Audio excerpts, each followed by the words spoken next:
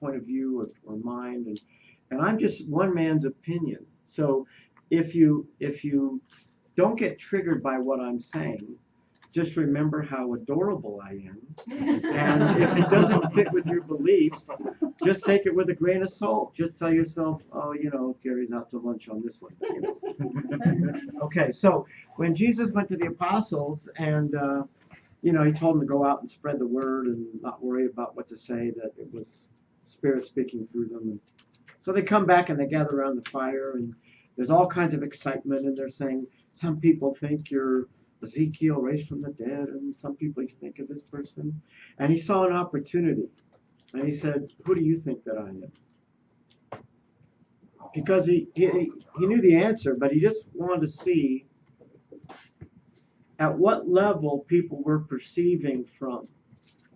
Because he knew that they could only respond from the level of perception that they were seeing from. So I have a question for you, and it will show what level you're seeing from. What is your highest dream of being a gift? Teacher, healer, facilitator, coach, world's greatest mom, doesn't matter. What is your highest dream of being a gift? Okay? So, you're going to start off by sharing that, and then you're going to give whoever you're in front of a higher self reading like we were doing last night, only you're going to keep it to no more than 3 strengths and no more than 3 sentences each. Okay? And then go on to somebody else. And start with the people that you haven't given in a higher self reading to yet. Okay? Go to those people first. Go.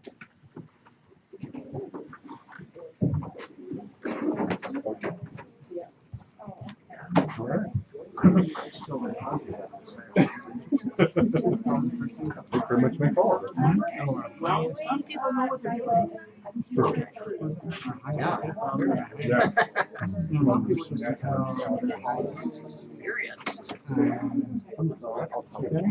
Before that, what our highest vision or of being. Yeah. Well, the vision. Yeah. Oh, great. Here you go. Well, yeah. What? So How do we define our aspiration? I would say And beyond that, Right.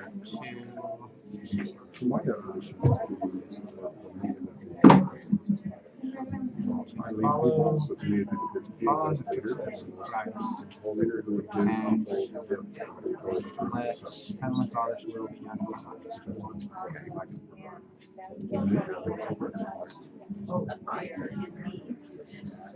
My vision of being a gift to others. I think by Would be the day that I give each one of them little sentences the best person and build the house for the children on the streets. the great good to everyone. Primary goal is to be able to So you want to go that much? yeah, no doubt. I think we all do. And I do too. So, first one. Okay, well, we were doing the thing. Oh, yeah. Well, you started already saying I think so. And I think I train you. Doing the right helps me. I'm surrounded by others. It's more difficult to stand up and say your truth. There's that dynamic. There's enough we of want us. to sit in so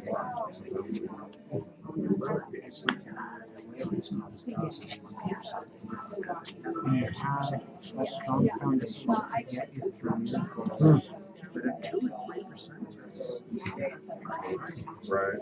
they can influence There's a very good inspiration. Yeah. Come over to the office. We're gonna story about And it's straight. They're not. What I heard is that a handful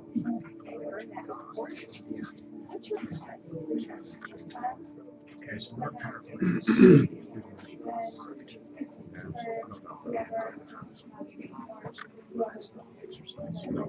okay, so now what So it's about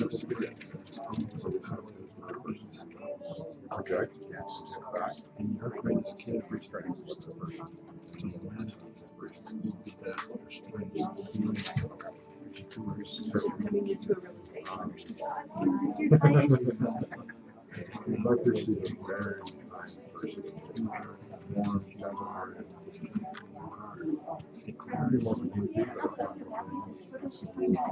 You're off, brother. It's fine. Tell that to Megan.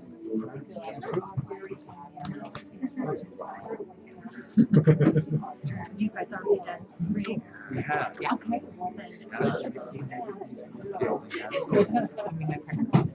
Are we on?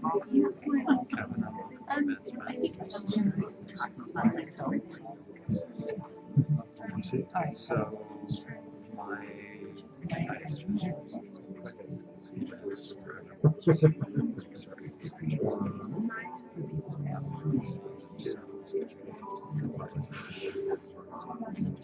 my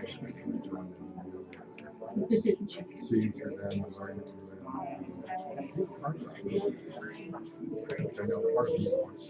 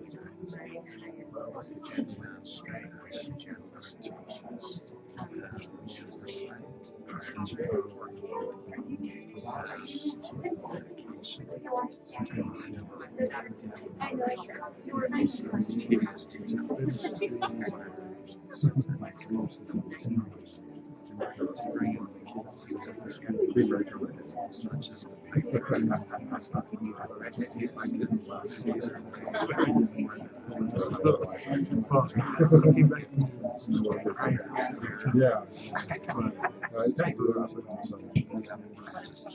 Okay, wrap it up with the person you're on and have a seat.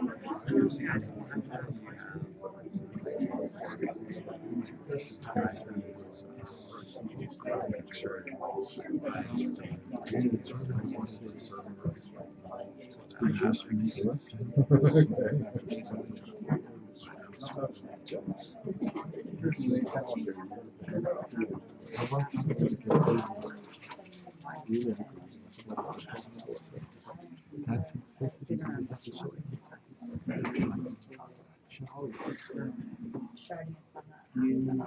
I can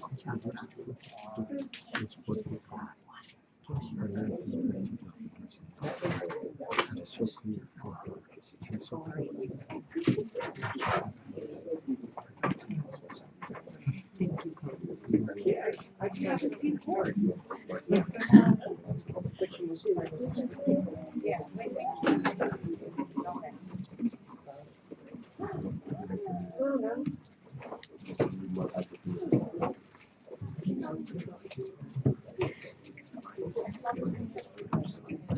That's okay. You can sit on my lap.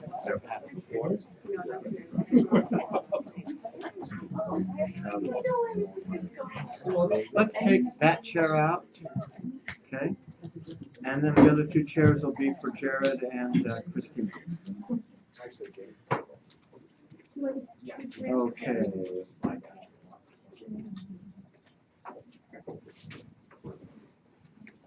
Okay.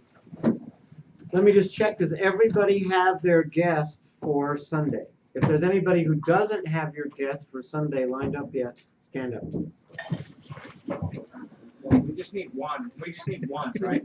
Two.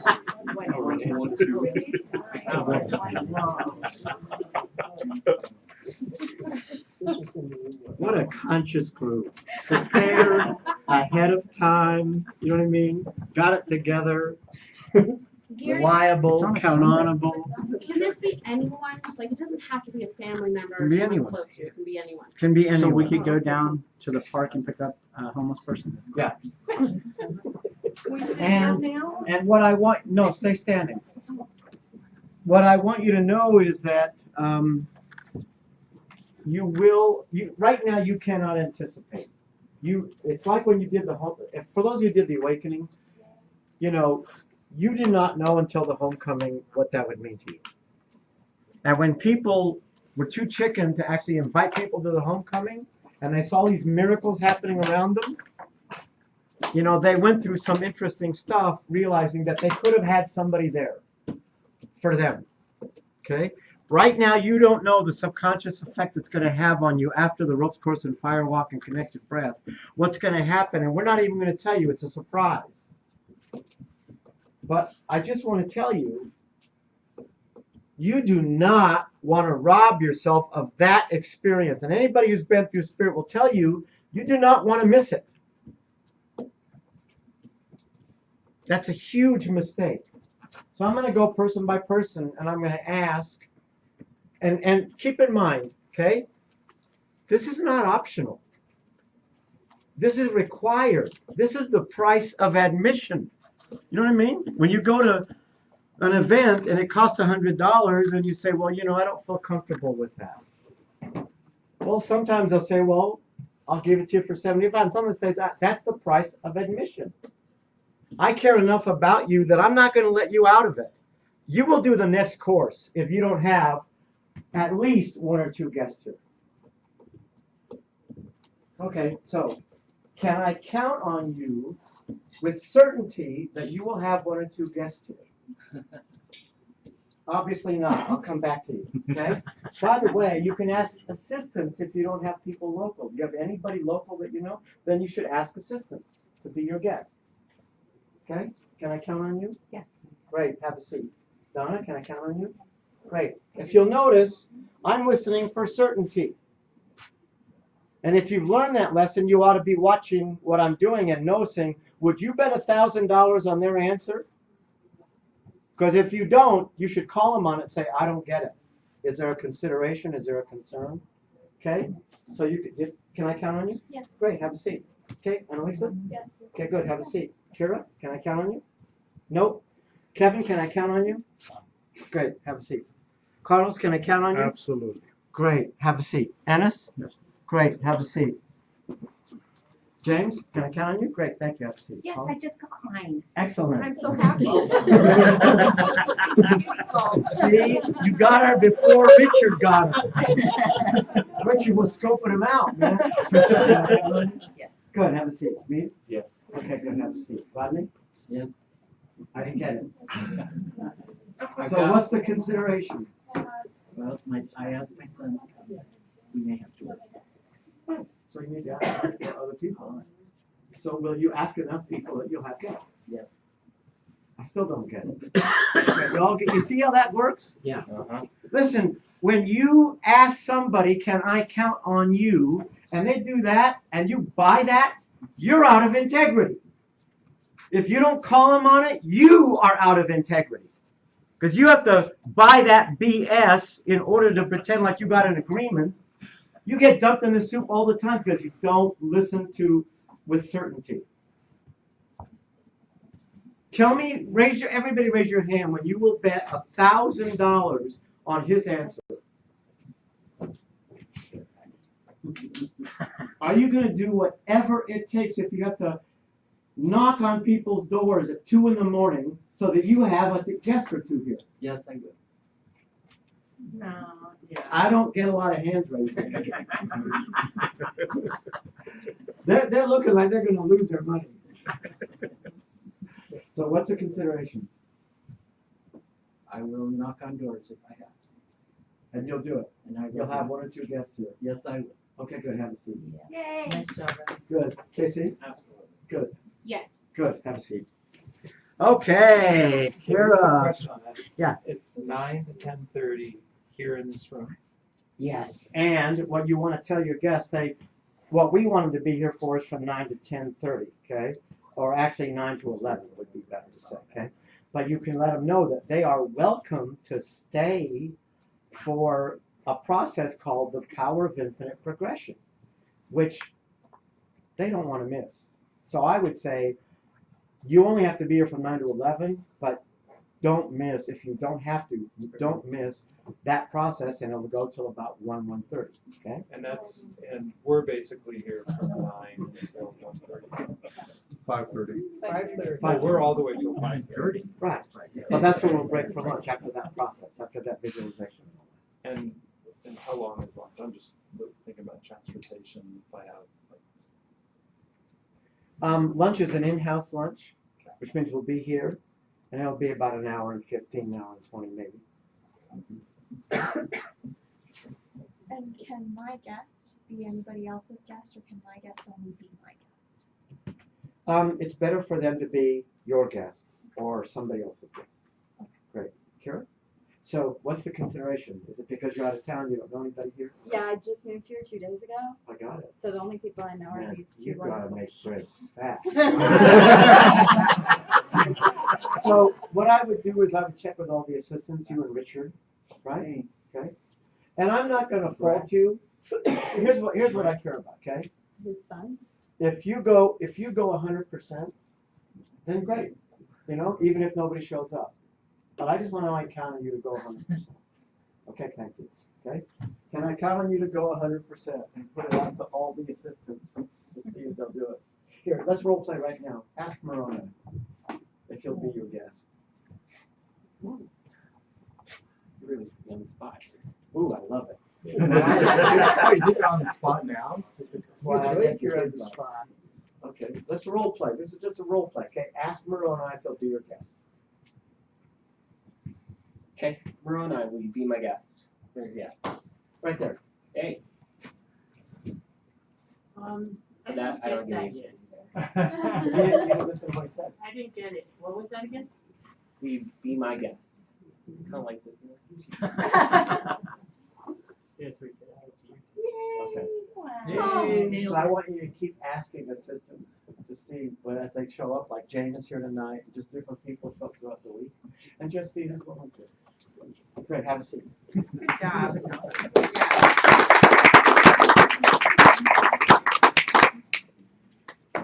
Gary, that's 9 o'clock in the morning, right? Yeah. Right. Oh, that's 9 o'clock at night. Oh, it was a late night. Yeah, if they came 9 o'clock at night, they kind of miss it. Yeah. Okay, because I'll just see it now. Sorry. Okay, because you all were good boys and girls and you read your packet, I know that you saw that the dates for the workshop include a post meeting, which is about a month away, okay? Is there anybody that is not absolutely committed to being to that post meeting unless you've cleared with me ahead of time? Is there anybody, you're out of state, so you're not required to be there. Although what I would do is I would watch it on Google, you know, like see it. And, oh, Carrie, you're here now, huh? I'll be there. Great, fantastic. Fine, Okay, huh? Oh, good job. You'll love it, okay? The reason why we set that post meeting a month apart when post meetings are usually a week apart is because you're going to need that 30 days or more to actually do some really incredible stuff that's going to come out of this workshop. And you're going to be glad that you have the time to do it. Okay? Gary, I may not be able to. That's fine. You're out of state. Watch it on Google. I'll try. Okay? Good. Well, No, I'll try. you try to be here and then you'll watch it for sure. Great. Gary, just due to space and such, I mean, if I had like 10 people come, would that be problematic? No. Actually, it's better for them. You'll be doing them a huge favor. They don't know it yet, but you will be. I wish I had time, and I don't want to ruin the surprise, but I just want you to know that you're going to be going through stuff subconsciously, and you don't know how you're going to feel right now. You don't know what you're going to be going through after the connected breath, the ropes course, and the firewalk. You don't know how high you're going to be on Sunday morning, or how we have to pull you 3 feet off the ceiling, or what your sharing is going to be like. I mean, you don't know all that right now. You can't imagine it, but it's going to be something. And what we're going to do with you is going to help anchor it in a really phenomenal way. And you don't want to miss that. And believe me, when you hear a quiet voice of someone that you invited, some of you, it will touch to your core. Okay.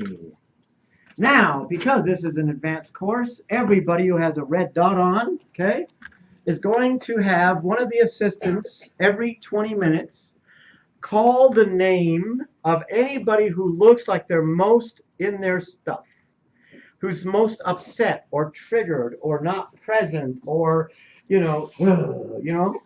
You call their name, and what they get to do is jump up out of their chair and go at 100%. They either generate enthusiasm, or they say, I'm here and I'm ready at 100%, or they can do their declaration that came from their awakening, or if they've been through Pinnacle of Presentation, they can do that prelude that they got from Pinnacle of Presentation.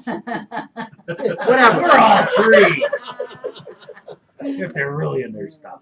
Okay, so Marie, look around and let's demonstrate the first person. Somebody who's most in their stuff. Can I get a raise of hands of who does have a red dot so that we can? Oh, raise your hand so she can see your red dots. Maybe we need them on our backs of our heads. So I get an idea. He doesn't have a red dot. If you need a red dot, I'll pass them around. You can put one on if you want. Oh, he has a red I dot. have a red dot. Great, Okay, terrific. fantastic. Okay, perfect. So it would have been better to say who doesn't have a red Yeah. dot.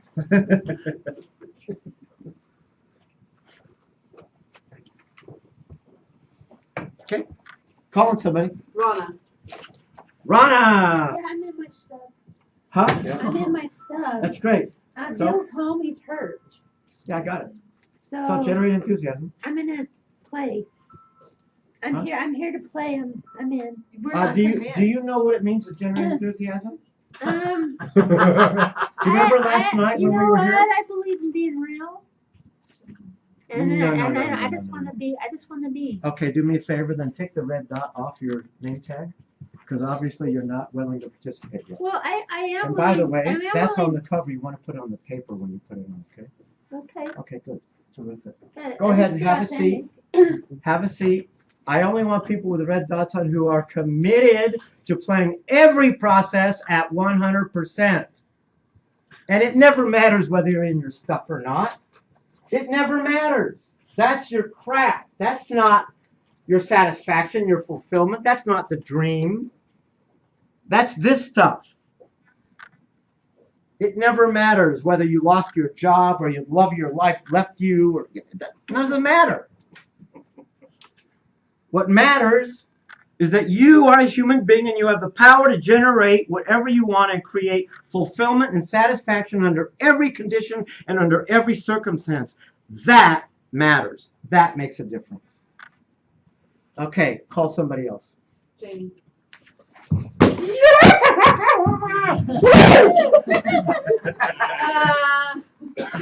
That wasn't bad. You know, next time you can do better. All right, well, that was a good yellow shot.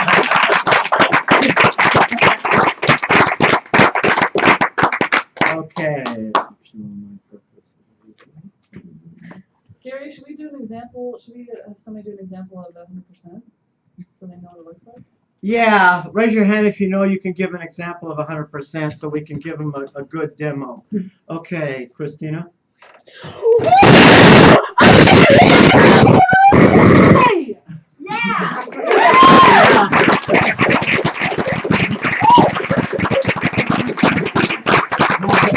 I don't blame you because you're kind of new at this, but I just want you to know when you can do that, no matter how triggered or upset you are, you can't believe how it would change your life. Can't believe it. And can I say, I've been there. like Yeah. forever ago. Like Yeah. I was there. I totally know what it's like to not be Yeah. able to do that at all. Right. So like you're okay, but when you can let yourself, it's awesome. Great. Terrific. Okay, now,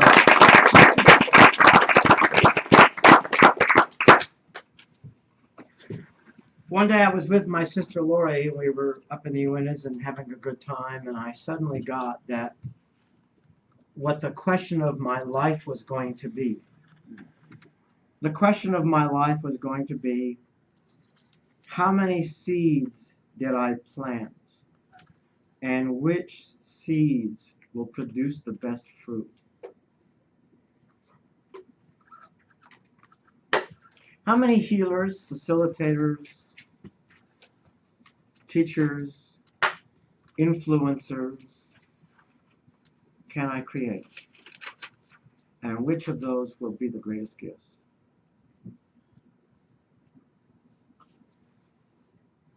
So I'm just letting you know that that's why this workshop is designed the way that it is. It's designed for an advanced level of play. This is not a success in relationships course. It's not a blast off weekend. You know, it's not magical realms. It's not one of the beginner workshops. This is a more advanced level game. Okay. So this workshop has one goal. Who can tell me what that is? Of course, Moroni the same goal would. as the KC? To lower your defensive thermostat. That's a good way to say it. Ennis? To see how you respond to failure. To see how you respond, to give you a new response to the negatives, to teach you how to embrace the negatives. That's right. Okay, so everybody call out your notes and your memory from yesterday, and I want you to raise your hand and I'll call on you. We're going to call out one sentence statements that capture any of the vital information or principles that we discussed yesterday. You're going to call out one sentence statement that capture the material. Okay, Holly? Success is a function of how you respond to failure. Yep. Success is not a function of how you respond when things go well. That's easy. Success is a function of how you respond to failure. Okay, let's acknowledge each person's share. Don't be a perfectionist, be a progressionist. Yes, yes. Perfectionist is just another good way to torture yourself. Okay, okay, me. Defensive creates and maintains the attack. Yes. It is the act of defending that creates and maintains the attack. Acknowledge. And anchors in the experience of being bad and wrong. Good. James. The law is, if you face the crisis well, the blessing will be larger than the crisis. Yep. That's good news. It's really helped me when I've been in hell. Joel? Making a mistake with function comes from love and forward movement. A mistake from dysfunction is burying your head, escaping, and confusion. Good job. Acknowledge.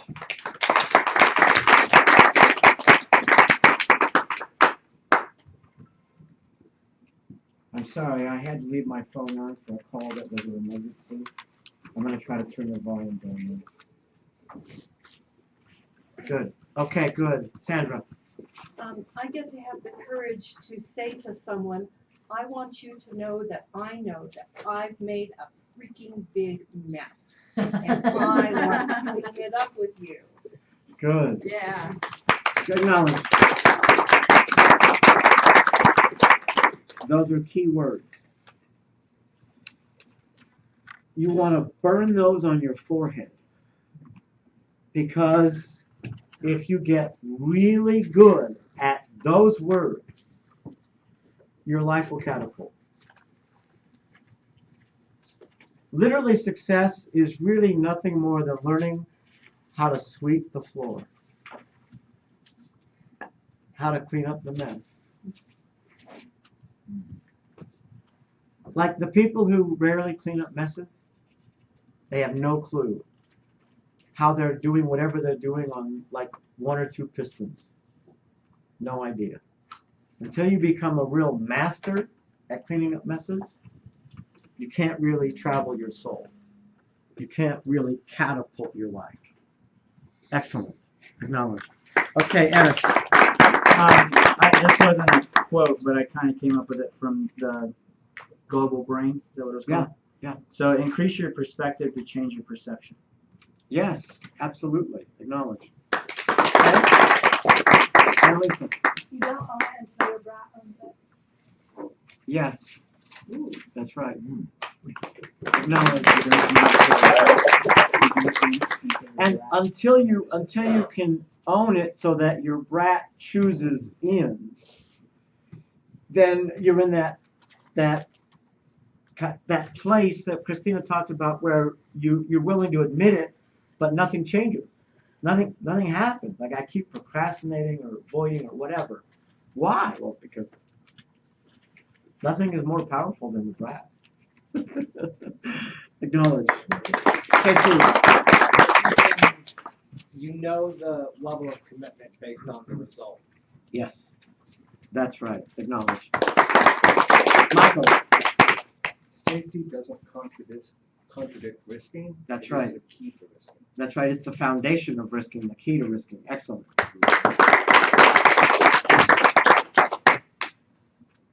If you're not making mistakes on a regular basis, get a life. I love that one. Listen. I wrote down in my plan that the key to influence is to speak to the best in that person. That's right. To the very best in them. Acknowledge. Joe. The three functioning of force: to create a new relationship with fear, a new paradigm with fear, pain, see it from a new perspective, and to lower your defensive thermostat. Those are the three strategies that we're going to focus on to accomplish our one goal of teaching you how to embrace the negatives. A new relationship to fear, which is like the ropes course and the firewalk, stuff like that. A new paradigm with regards to pain, fear, and the negatives, which will be all through the course, Friday and especially Sunday. And then to lower your defensive thermostat, which we will focus on mostly on Friday. Excellent. Acknowledge. I don't think I heard this one. The law is if you face the crisis well, the blessings will always be bigger than the crisis. Yeah, that's really good news. Excellent. Acknowledge. Okay, anybody else? Ennis. Defense is equal to self-criticism and self-invalidation. That's right. That's right. You know, I have a lot of compassion for people who really struggle with that. Like Ennis, you struggle with that. And Richard, several of you in here, you know, have a lot of Wilbur. It's kind of like Wilbur supercharged. You know, Marie knows, right? And the reason I have so much compassion is because when I started my therapy as a teenager, literally every other thought in my head was self-invalidation and self-criticism. Every other, like they gave me the assignment that I could only talk to people who'd been there a year or longer at CEDU Foundation, was a live-in community, and because they could bust me. And they told all the people who've been around a year or longer that if Gary talks to you, make sure you bust him on his head trips. Because my assignment was to ask about every single insecure thought or feeling. So this is what it would look like. I'd go up to somebody and say, would you like to talk? Yeah, sure. Was that stupid? No. I can't think of anything to say. Is that really idiotic? No. You know, that was how I had conversations. Every other thought was that. You wouldn't want to trade places with me. And so I have a lot of compassion for that. And that's why this course is so invaluable. Because you could make a bit of movement in the right direction and really begin the process of overcoming self-invalidation and self-criticism. And the truth is, none of us has arrived. And the more experience you get with inner work, the more you realize we all have a long way to go. You know, if you ever really told the truth, you would disappear. So since I still see you in your physical bodies, it tells me that you haven't yet completely arrived. And the good news is that the more successful you become and the more enlightened you become and the happier you become, the faster you can fly. Like, I love the awakening because it's always fascinating to me that people who bring the most to it, who have the most success and self-confidence and self-expression, are the ones who fly the farthest in any of this work. So the further along you are, the farther you can fly. Okay. Acknowledge. Michael? It took me a while to get my head around this one last night, but pain helps us to be true to ourselves. Yeah, you probably haven't been in a workshop where we did that chart about the dream with the circle and the two lines going down with the path leading to the dream and then the pain on both sides. Mm-hmm. That simple model is profound in its application. Hey, somebody took my tape away. So let's get logistics. Let's get some painter's tape and put the tape where Gary Harrison told me I have to stay in bounds or the camera doesn't get me. Yeah. Okay. Just stay on the carpet, Gary. Okay, that's a general. Okay, so you can step off one. So Michael, when you realize, matter of fact, you know what? I'm going to do an advanced version of that tonight, so I'm going to save this until later. Okay, thank you. Thank you. You betcha. But I'll cover it. Okay. Okay, good. Any others? Any other shares? Acknowledge. James. In the spiritual realm, we can break the laws, and there's still nothing wrong with us. We're still perfect. Yep. You can break every law there is. Have no money, no intimacy, no anything, and you're perfect. Great. Now,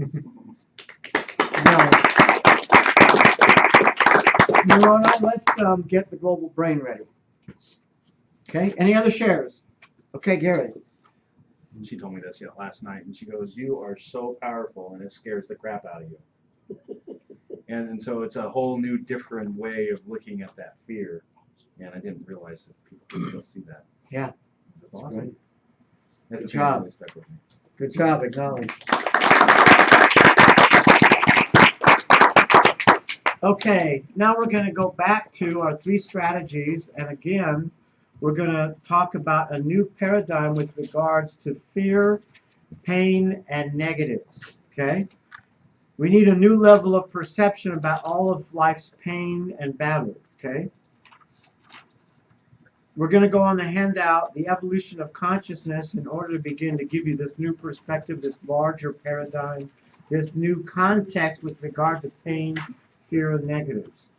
So, on the humanity level, if you were to look at a new need emerging, you'll see that all throughout history, there have been ideas whose time has come.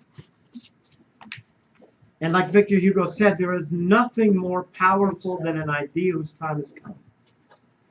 And as Werner Erhard said when he took on ending hunger in 20 years, in his document he said, when you communicate enough to birth an idea's time to come, then all of the forces, all the political forces, all the financial forces, all the social forces will literally mold themselves to that idea. So if you look at the end of slavery, it may have needed a war to birth, but it was coming no matter what, even if it took a war. And I want to tell you that the fact that you're alive right now at this time on the planet means that you are in a position to have more influence than anybody in history. Because the greatest birth of all time, the greatest breakthrough of all time is imminent. 30 years ago, I used to say, it's coming. That's not accurate anymore. It is imminent. And You will be the warriors, the spiritual warriors who will determine whether we have an easier birth or a tougher birth.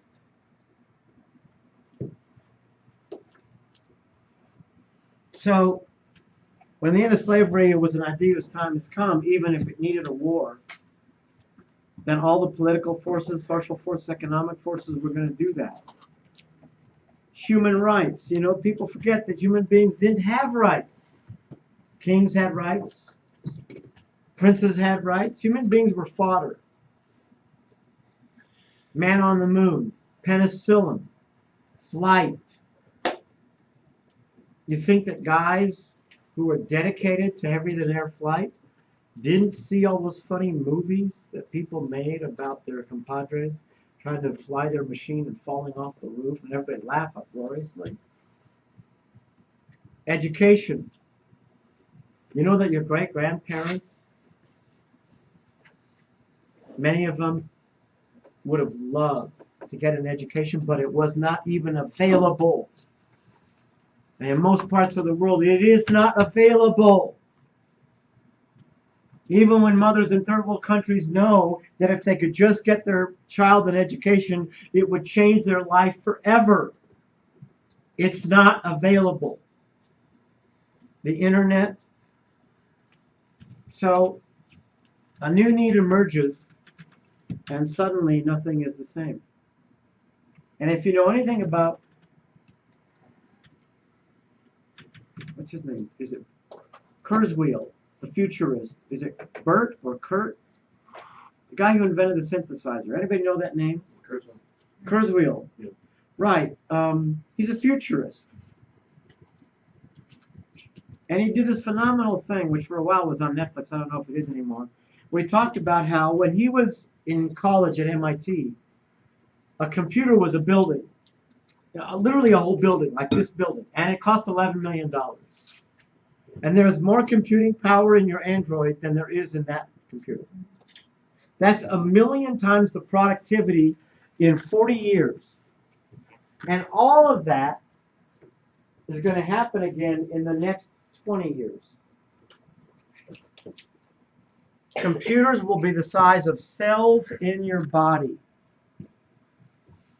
And because of that, and because of all the different kinds of technology, nanotechnology and all that stuff, because of that, there will literally be no disease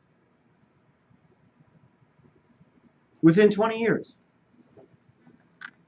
And everyone will have the opportunity to become physically the equivalent of an Olympic athlete.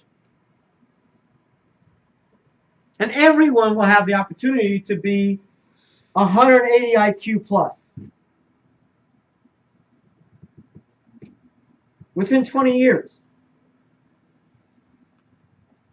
The same guy did a thing on TED Talks where he showed hundreds of industries showing how the price was going down and the power of the technology was going up. Question? It's been 20 minutes. Thank you. Let's see. Jane, call on somebody with a red dot on. Let's see who can generate some enthusiasm. Michael!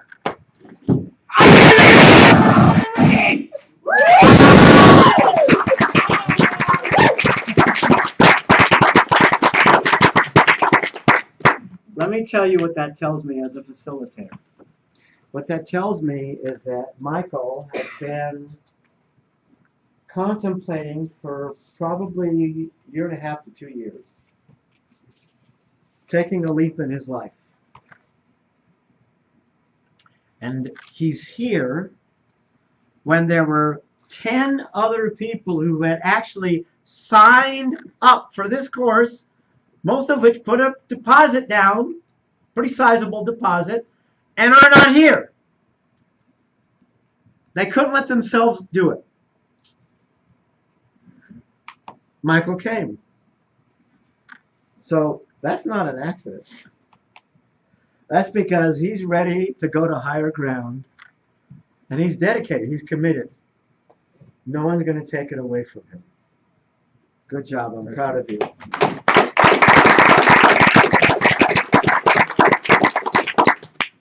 Okay, let's show the global brain.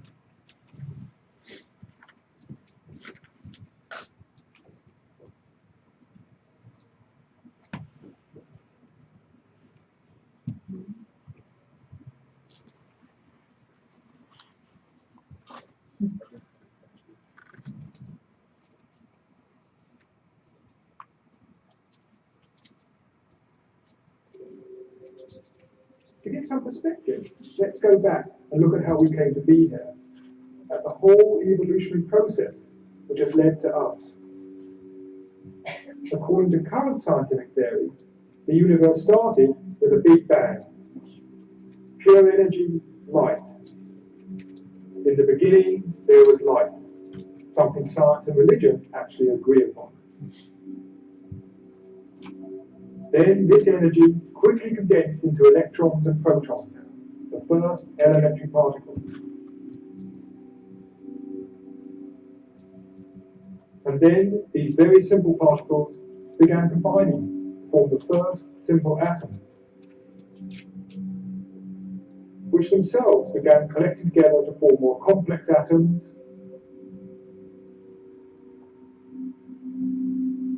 and more complex atoms, until the whole of chemistry had evolved.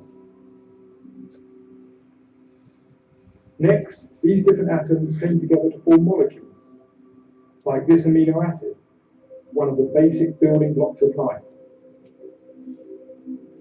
These, over time, began stringing themselves together to form much more complex molecules, like DNA, containing millions of atoms. These molecules then grouped themselves to form the first simple living organism, bacteria and algae.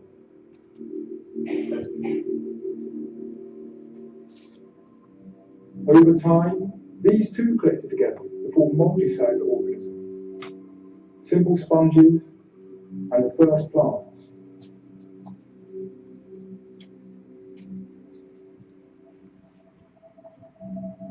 This process of progressive complexification and organization continued, leading eventually to the first fish. Now, fish represent a very significant stage of evolution. The fish were the first creatures with a skull and a spinal cord, and inside was a delicate nervous system, which now, for the first time in history, was protected by a case of bone. And from then on, the main thrust of evolution has been in the development of the nervous system. As we move on up through evolution, the external changes are very clear. The gills have become lungs, the fins have changed into arms and legs. But the most important changes of all were happening on the inside. The nervous system has become unfathomably complex. And today, the most complex nervous systems known on this planet are to be found in dolphins and whales. Probably more conscious. The fact that they have more complex brains than our own suggests that they might be more intelligent than us. Though what they do with that increased capacity, we do not as yet really know. Leaving them aside for now, let us consider the second most complex nervous system on this planet, the human nervous system. One of the unique attributes of the human mind is our ability to study the world around and understand it. It is this which underlies our science, our technology, and the whole of human culture. We are, as we have seen, the product of this long evolutionary journey, through the evolution of matter and stars, through the evolution of life and simple organisms, to the stage where now, with us, evolution has reached a crucial stage of complexity, whereby it can look back on the universe. Whether we are studying a stone, a leaf, or looking out into the heavens, we are the universe's way of beginning to explore itself. We are a star's way of exploring the stars. And the same could be said about inner reflections. When we turn our attention inwards, and begin to explore our own mind and discover deeper levels within ourselves. We are the universe beginning to investigate its inner dimension.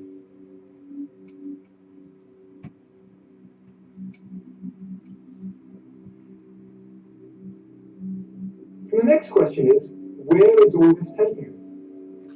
What's next? In the long term, over millions of years, we will probably see various physical changes, such as our brains growing even larger. But there are other evolution developments happening a lot more quickly. One of the dominant trends of evolution has been a progression. Get a partner and share any thoughts or feelings about what you just heard.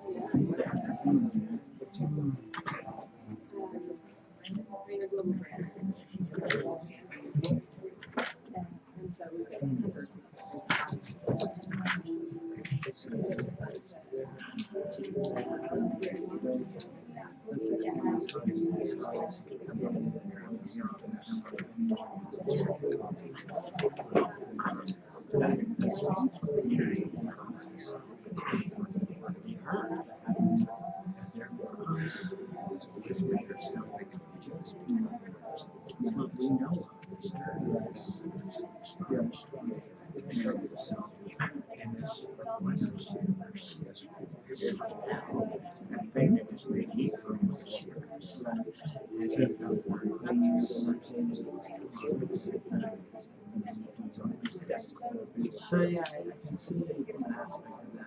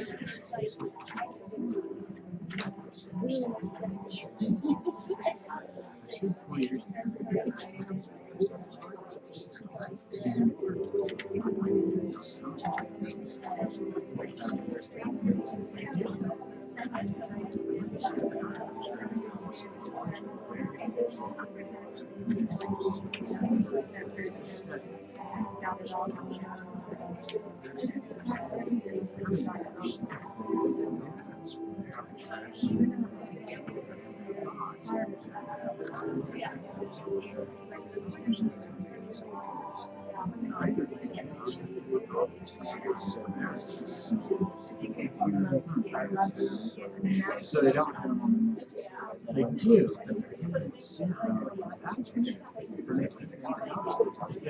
Just like these.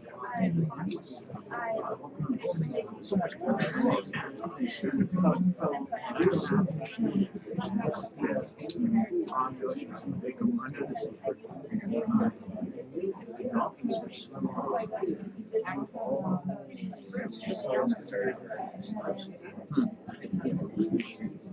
Okay, wrap it up.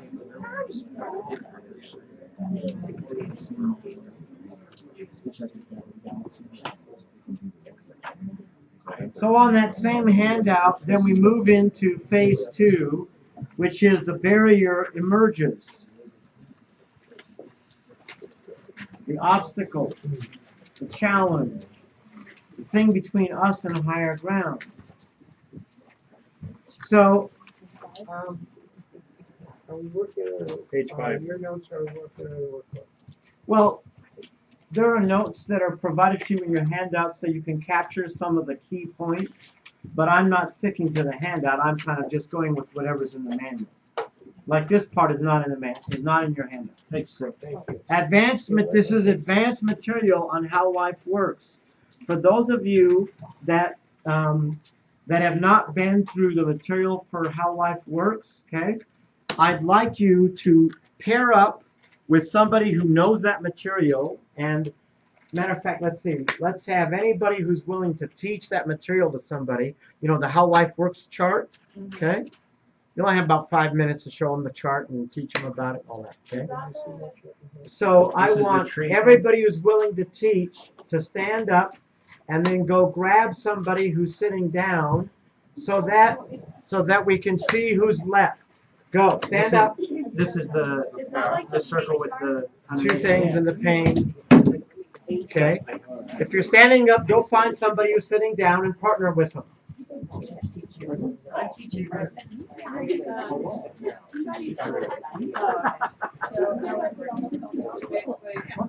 Find somebody who's sitting down and teach them. Okay. I partnered with him, so I was trying to find somebody else. We have just a few minutes.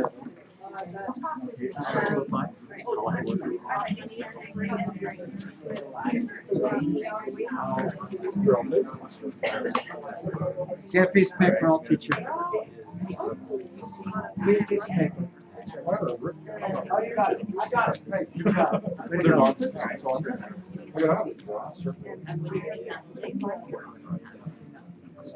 Are you happy there? Do you want? Because I've got another person who needs to teach something. Actually, I watched your video on Good. Thank you. He showed it here.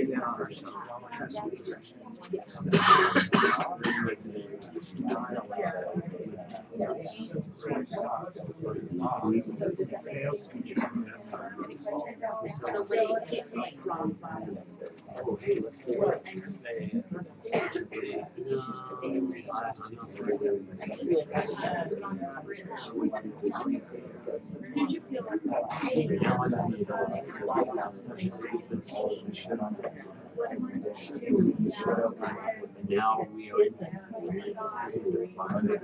every Tuesday. Somebody comes up and says something like, I thought you were going to say, refill your drink. what are you talking about? And you know, the last thing is, you know, when you have dreams, you're stuck.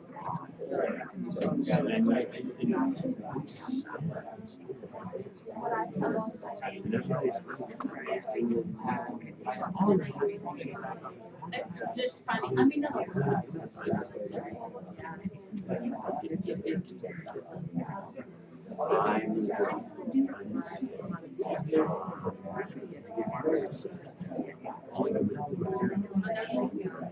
Really? It's just supposed to be funny. It is funny. But we got it messed down and it's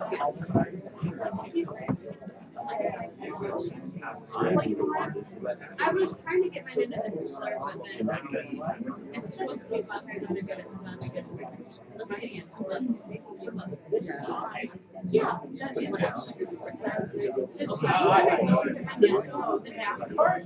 Probably not. I'm like, oh no, okay,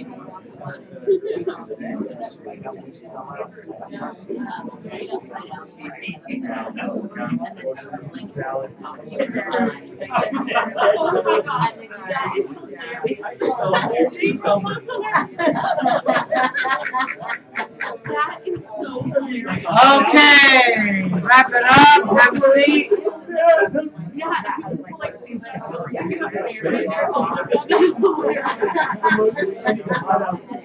We just gotta get together. He like will do oh my god.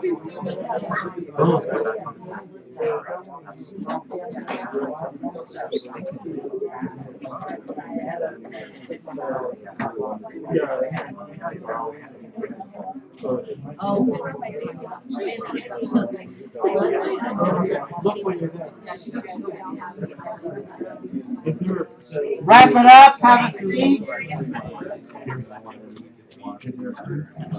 Huh?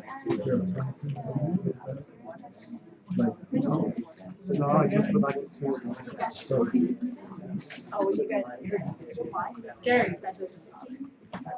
Oh yeah! Ho ho ho! I love you so.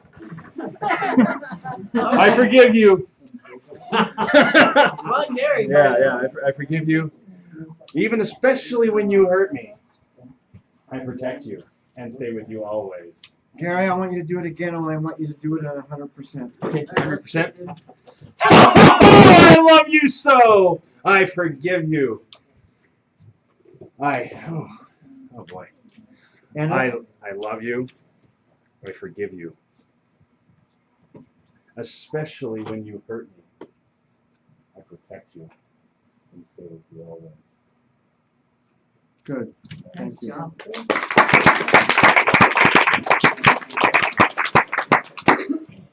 Okay, I'm going to teach you some advanced principles on that same how life works chart.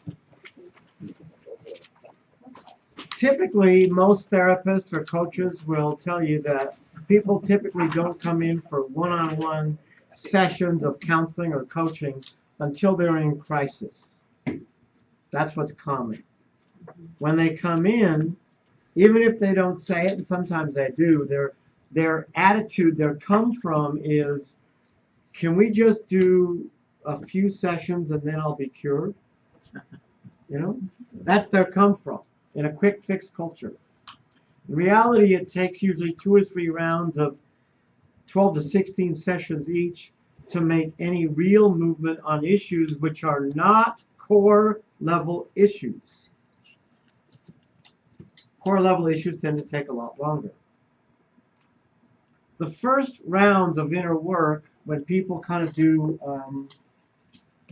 maybe a relationships course or workshops like this, it's kind of like they're sticking a toe in the water. And then sometimes they go on and sometimes they go away. When they come back, they might consider putting an ankle in.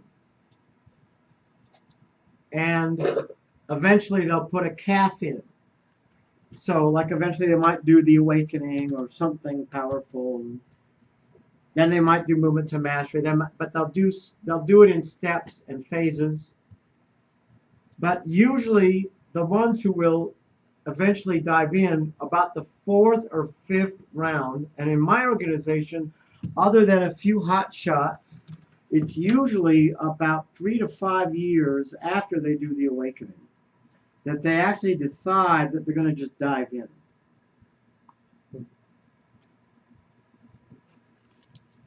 It's when the cold water gets right here.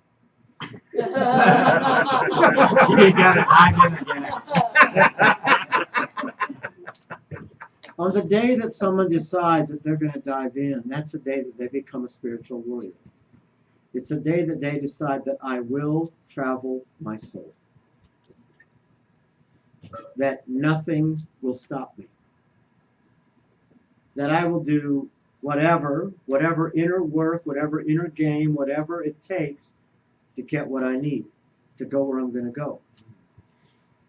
Now, as you move toward the dream, you go through rounds where you consider getting closer to the edge of the cliff. So, round after round, what it kind of looks like is people will go to the edge of the cliff and they'll consider getting to the edge of the cliff and then they'll go back. And then they'll go a little bit closer and they'll stay a little bit longer and then they'll go back. Because the cliff, your soul says, I'm going to fly. And Wilbur says, you're going to die.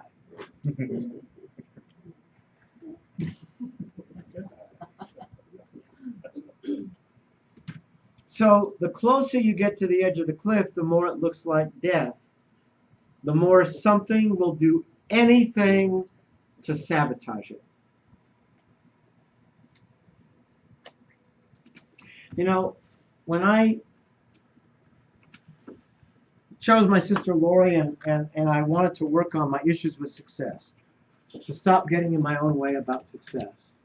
And I thought, you know, I'll do a series of sessions and, you know, probably break through. Well, after the third series of 12 sessions, I was completely in awe of how many layers of the onion we all have when it comes to the fear of success. Compared to the fear of failure is a complete wussy compared to the fear of success. And all you have to do is look at people's lives to see how shaking in our boots we all are when it comes to success. You know, with my percentage clients, I've taken several people to making tons of money. I took a millionaire from $1 million a year to $7, $8 million a year. Took a guy from $200,000 a year to $70,000, $80,000 a month. You know, salespeople from $20,000 a month to increasing their sales 60%. And it's fascinating how many of them, unless they've already lost their money 2 or 3 times, like made real money and then lost it. If they haven't lost it 2 or 3 times, when I blow them up, they lose it. And I can see it coming for at least 6 months. And they won't listen. Because we are so committed to making sure we get in our own way when it comes to success. Because success, or good news, represents the edge of the cliff. And I'm going to die. I mean, I was sincerely blown away at the levels of things I had to work through. Well, if I become successful, then it won't just be a few friends and family who know how screwed up I am. It'll be the whole world. You know what I mean? Or, you know, then I'll have to be responsible and everybody will depend on me. You know, it's like layer after layer after layer after, you know. So from your chart, you want to know that ultimately, at some point this became painfully obvious to me, all problems, every problem that you have, ultimately is a self-created ball and chain so I don't have to go toward the dream. Now, tragedy queens are the most obvious because, you know, when you look at a really talented tragedy queen, you know, and You talking about me?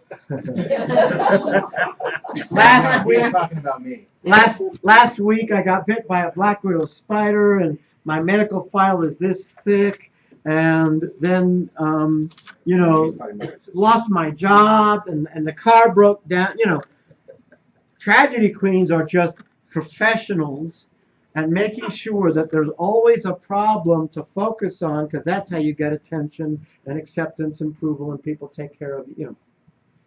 But you want to know that in that vein, and what I'm talking about, self-creating balls and chains, we are all professionals at getting in our own way.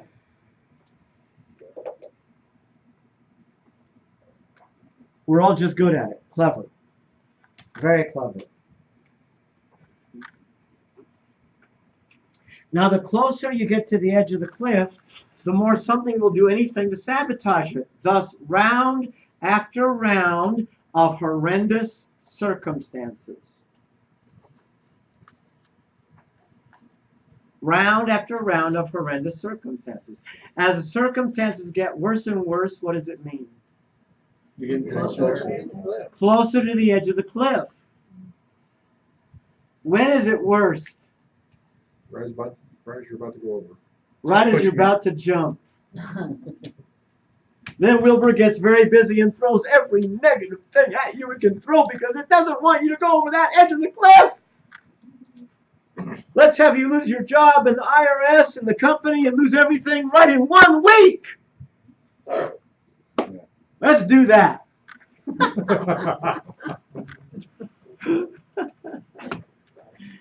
Okay, all upsets and emotional pain are asking for what? Correction. A correction, adjustment. Little to the left, little to the right. You will not make your change until the pain gets 1 ounce bigger than the fear. So, if the fear is this big, how much pain do I need before the teeter will totter? Just a little bit more. What if the subconscious fear that I'm dealing with just happens to be this big?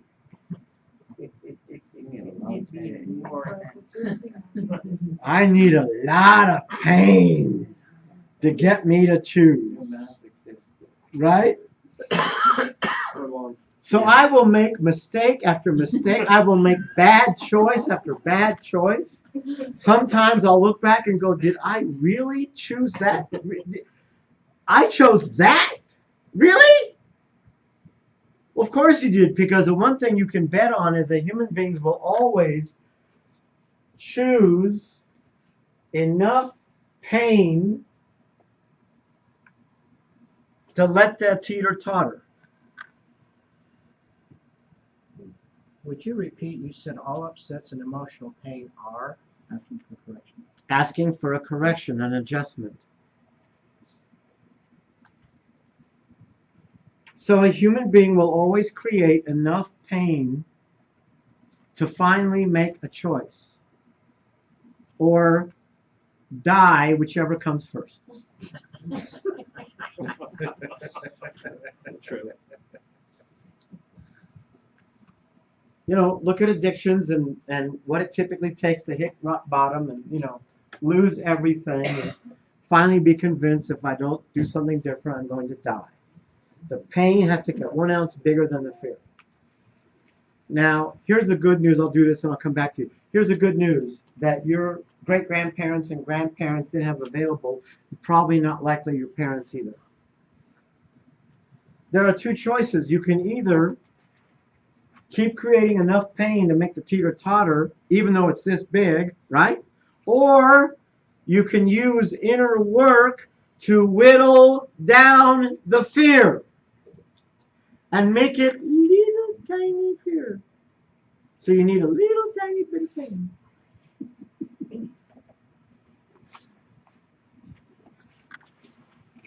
So the choice is yours. You don't want to avoid facing your emotional black hole. If you're sincere about wanting to rise and about wanting to fly, you want to run towards your emotional black hole and heal that sucker and reprogram that sucker as quick as you can.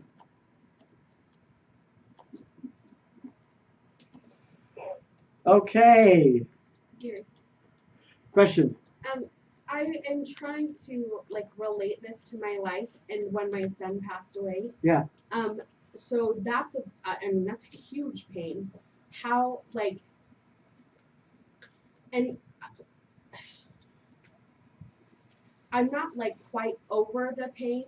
So does that mean I haven't fully like jumped over into something else? First of all, there's two kinds of pain. Mm-hmm. There's natural grief, which is just natural when you lose something or somebody, right? Mm-hmm. Okay. And then there's natural grief in a pot, and then you add a big dose of self-betrayal to it, and now stir it up, it becomes unfinished business. So like when I went to jail. So, Right after that. so when you lose a child or someone that's extremely close to you, then there will be natural grief in which you can just release it and work through it. Just keep letting it out, right? And it will dissolve until there's nothing there. If you've got self-betrayal added in there, like if there's things that you regret, that you felt like you sold out on, that you didn't speak up about. That aren't necessarily attached to him dying? That just happened No, after? that would be related to him dying. Okay. Okay? Like him dying would probably remind you of times when you were very young, when you were hurting, when you sold out. So that's what you need to heal. Okay. And in great measure, healing the natural grief is simply a process of putting a chair in front of you, putting him in the chair, talking to him, playing both parts until it's done, it's finished, it's complete. But if you have some self-betrayal going on, you might want to identify what that is and do some breakthroughs on it. Okay? Good job, acknowledge. Get a partner and share with your partner any thoughts or feelings about what I just taught you. Go. Run into it.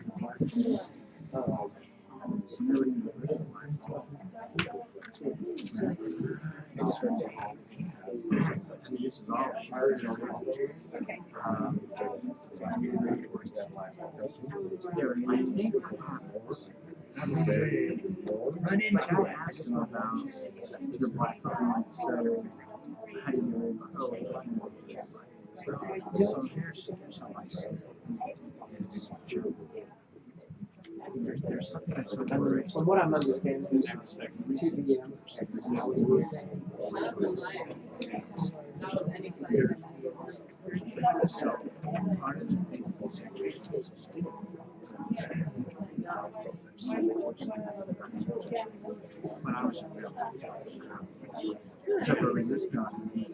No, you're not that far away. Yeah. And what I discovered is that I can stop back where I didn't want to change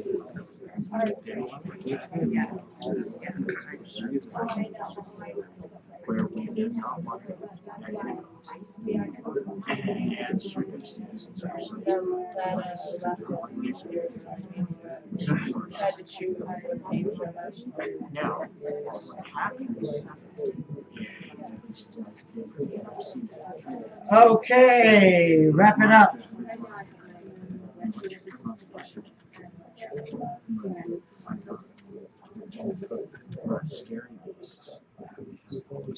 Now remember that your negative circumstances, your pain, your upsets, your raising your fist to God, saying, why are you picking on me, are all basically asking for one thing, an adjustment.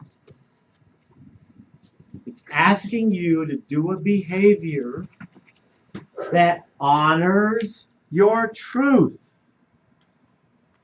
There would not even be an upset unless you were in self-betrayal. Literally, physiologically, you can't even have an upset until you are betraying your truth. But you just said we would have them naturally as a natural occurrence of stepping toward the... No, I said you would have natural grief. That's not an upset. Okay. You can't have an upset unless you add self-betrayal to the grief. Okay, thank you. You can't have an upset until the moment you sell out. You give in, you go along with, you put up with it, you swallow it, whatever. And the better you are at dishonoring your truth, at self-betrayal, the better you are at selling out, the more self-critical you are, self-invalidating you are, and dysfunctional you are. The single greatest key to being happy and successful is to honor your truth. The single greatest key is to learn how to honor your truth, and that's not easy. Now, every time you go in for a one-on-one session, this is the part I was talking about. Every time you go in for a one-on-one session with a great facilitator, healer, coach, counselor, psychologist, whatever, every session has a bottom line. There's a behavior that you're doing that just does not work. It doesn't work for one simple reason. It doesn't honor your truth. It's not authentic. The one thing that every upset and every problem has in common is that you're not being authentic.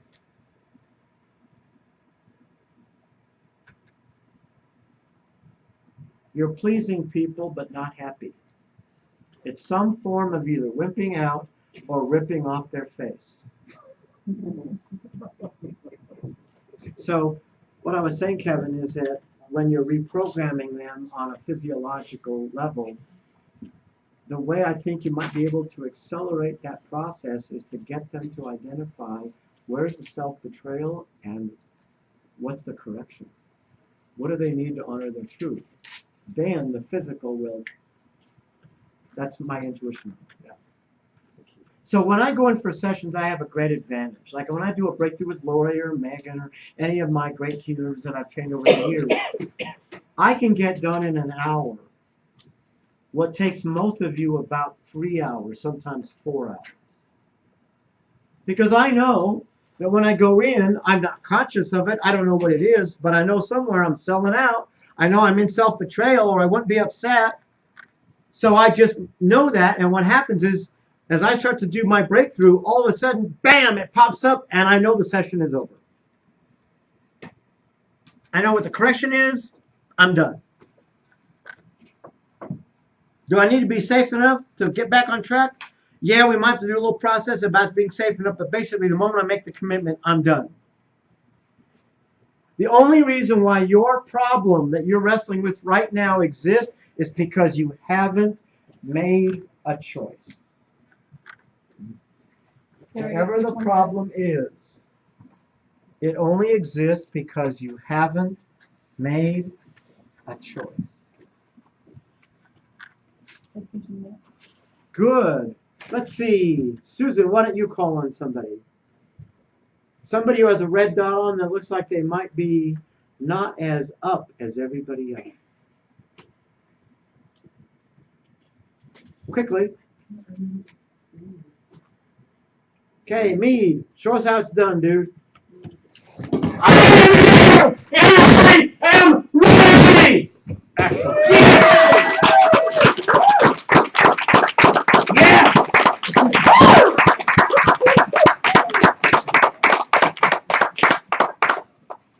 I know that when I go in for a session that the point of the session is to discover this month's adjustment, this month's correction. The goal of any great one-on-one session is to find the adjustment which my pain is asking for. To find the adjustment that my pain is asking for. To find the new working behavior which my pain is asking for. To find the correction which this layer of the onion is asking for.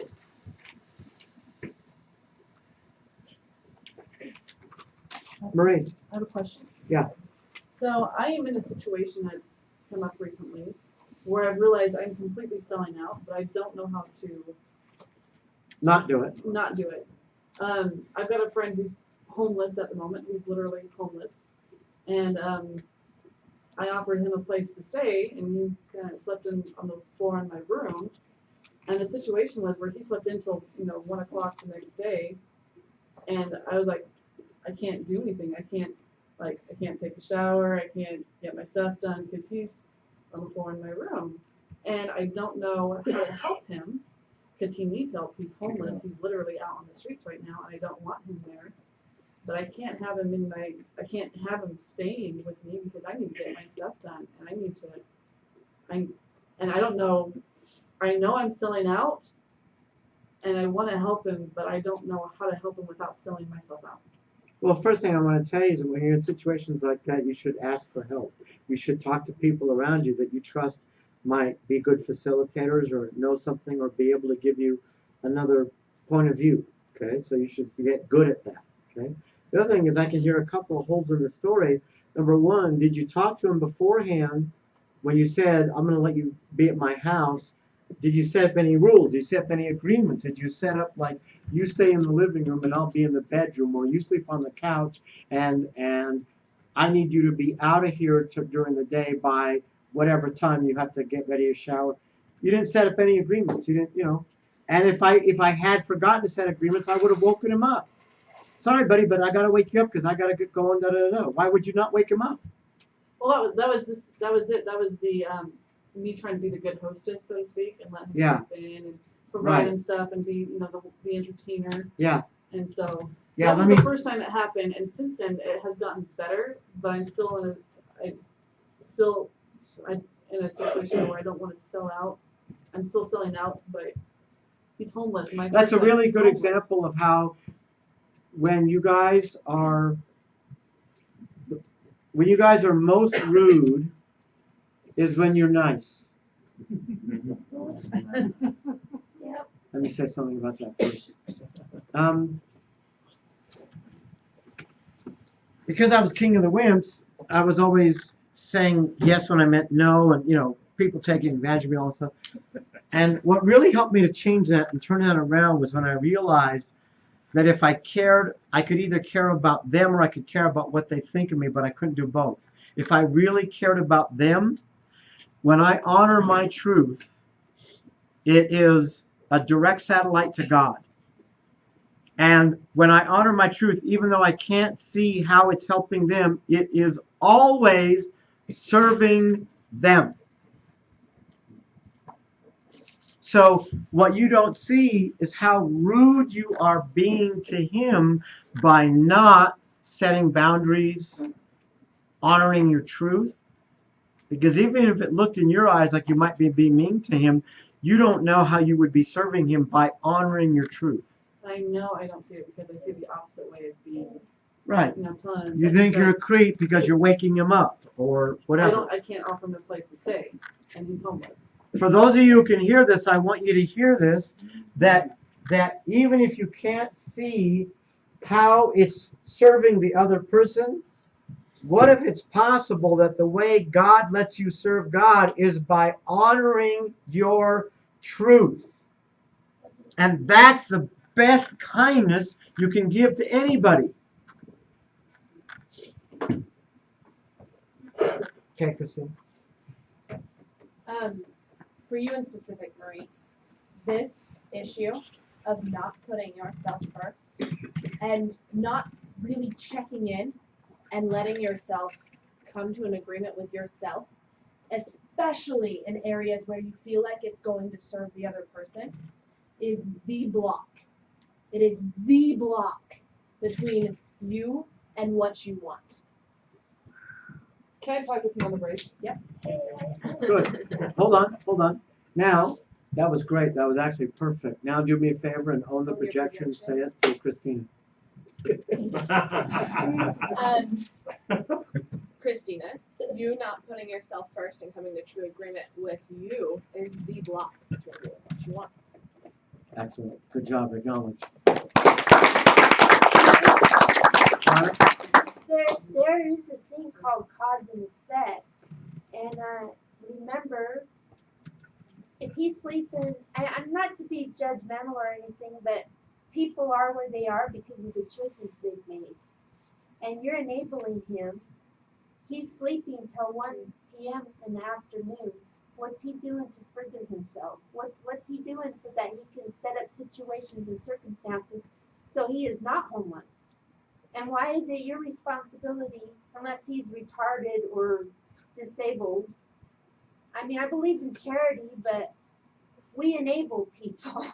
There's some other circumstances that I didn't share, but I can understand that point of view, but there's some other circumstances that are in there. Well, you really need to hear her point, that you're enabling. And it's basically what you're doing is you're giving an alcoholic a bottle.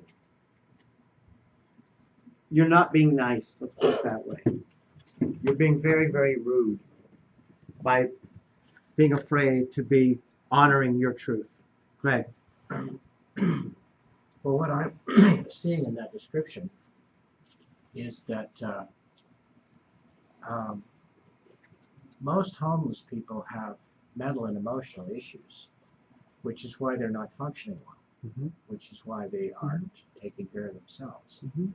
And where I can see, Marie, where the obvious need would be shelter, food, something like that. I think really the greater need is the emotional, the psychological support, Absolutely. which I think that you could offer without ever having him enter your home even. Right. I think that just because often if someone is discouraged, just something simple like a smile or a conversation, just getting some kind of support, that someone cares. It doesn't have to be that you open your home. You can open your heart. And that can be because presumably we can all take care of ourselves. Sometimes we lack the motivation to do that, and I think we can motivate each other. I think it's a very powerful thing that we can do that doesn't put us at risk. Good job, acknowledged.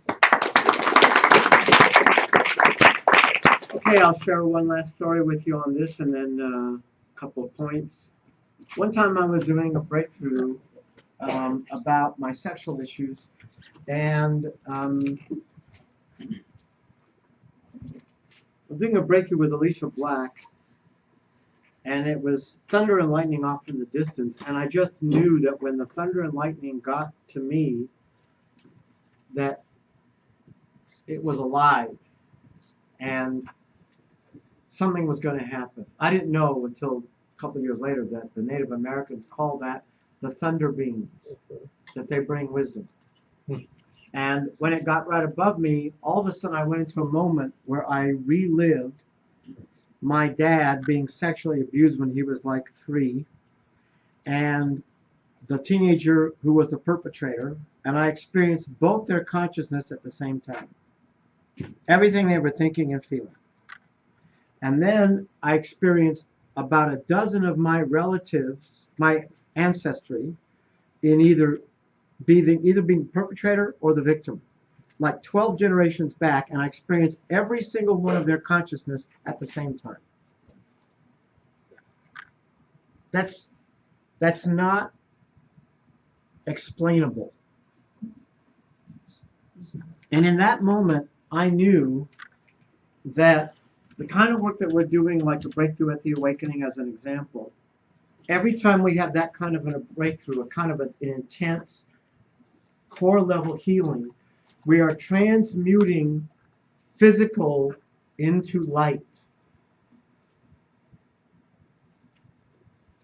We are bringing the day when we will stand in circles around the earth, and one at a time somebody will go into the center and the blue-white light will come through, and they will transform from beings made mostly of matter to beings made mostly of light. And every time you do an ounce of light, every time you apologize, every time you clean up a mess, every time that you say, I'm sorry, every time that you admit the truth, even though it's uncomfortable, you are literally changing everything in all of the universes for all of time.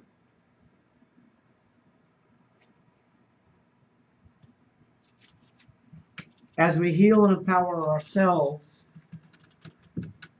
we are given the power to influence, and the scope of the opportunity expands. We are given greater and greater opportunities to heal, empower, and influence. And then many blessings are ours. Unfathomable blessings. Okay, get a partner, share with your partner what I've just said. Go.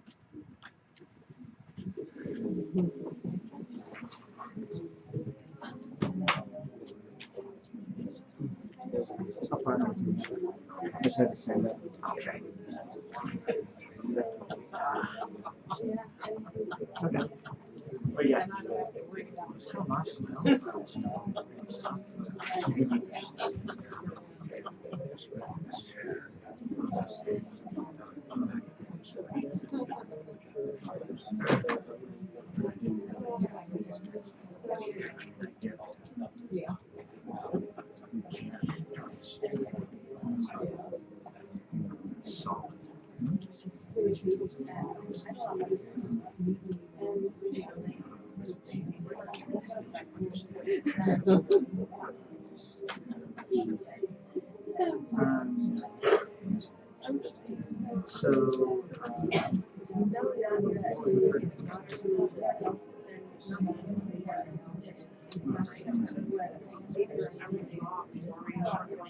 Oh yeah.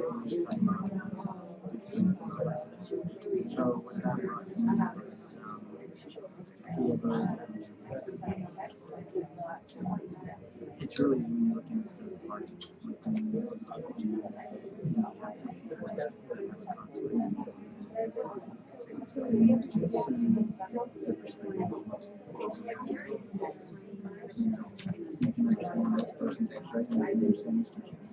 Neither one of them is the right one. So you can totally see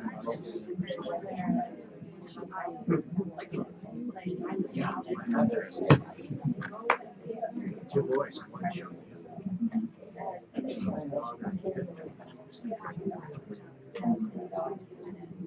Different actions.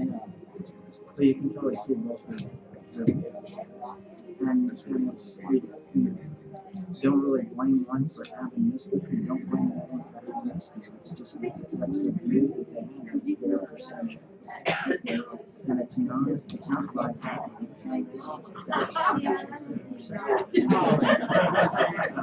You stay away from her. So one of the greatest things that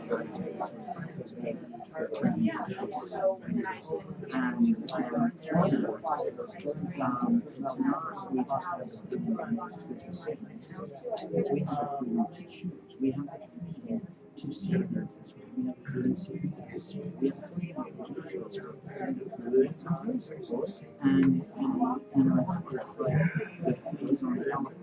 You know, you mapped out the elephant, you see all the areas, you know, but you don't have any idea they're sitting on a big animal, you know, until one leaps off and sees, oh wow, we're on it, you know, and then you realize, oh, there's a whole nother elephant over here, you know, so it's being caught up, you know, a reality and if you have the perception of what everybody's out to get you, everybody's out to get you. That's and so okay, wrap it up. The perpetrators and victims, and the perpetrator might be thinking, oh, you know what, this is, I got to do this because this was done to me, or I'm more confident than I should be.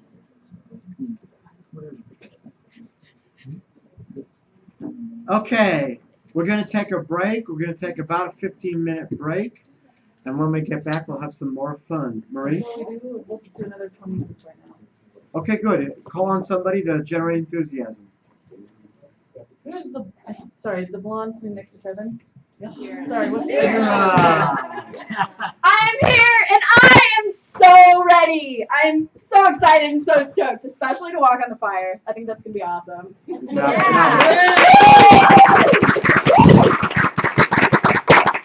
Very cute. Take a break. Okay, great. Yes. Who's on time? Okay, check with me at 5 till to see if I really want to do it or extend it.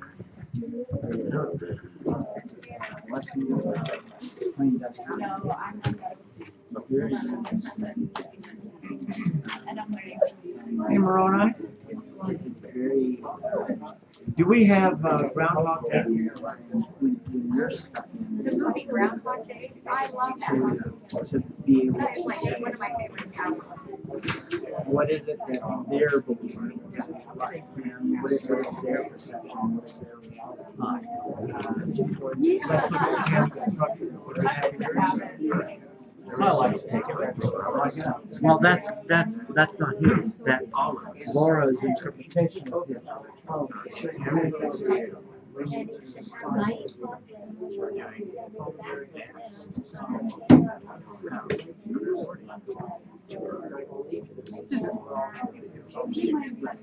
And I think that that's true. I mean, even someone who remains to their world.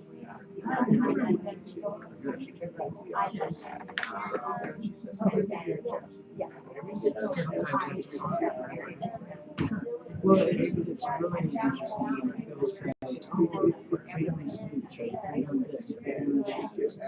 But then somebody says something they don't agree with, and it's like, oh no, you don't have to do this. No, that's not what freedom means. Freedom means freedom. That's what it means. Yeah. And so, like, your agency, that what God gave, that was what He gave. And when people say, oh yeah, well, people don't have the right to choose to do that. Yeah, they do. They have that right. There's consequences to those choices, but they have the right.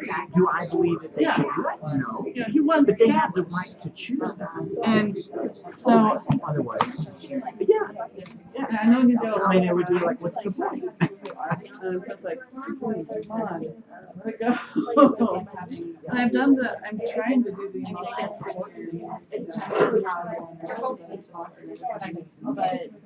So I feel pretty validated because Gary just verbatim to me.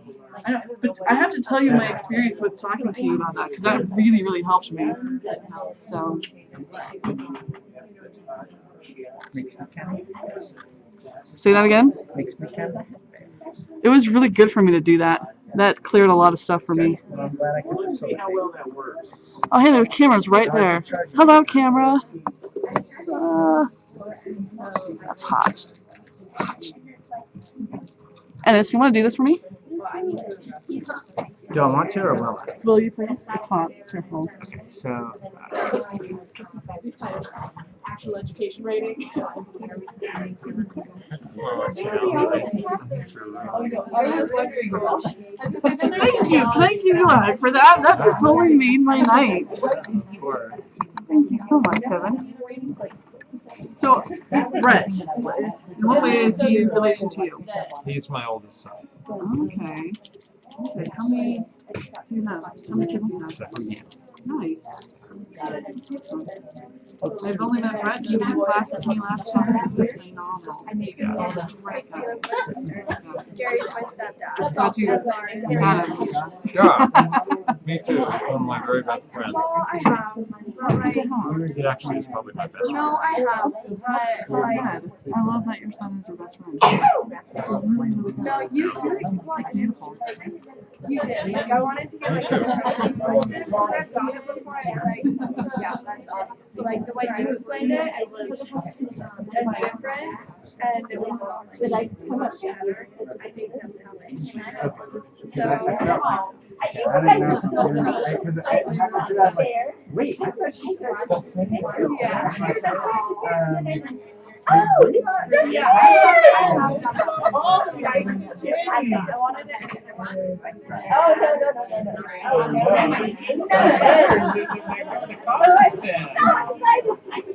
I like you did a good job.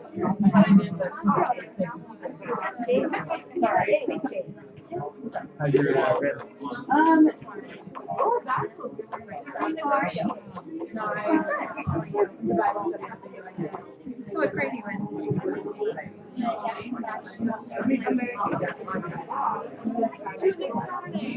I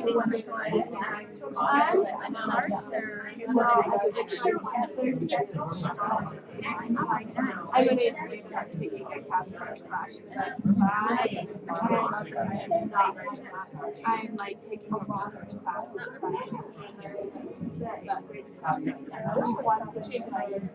every 2 years.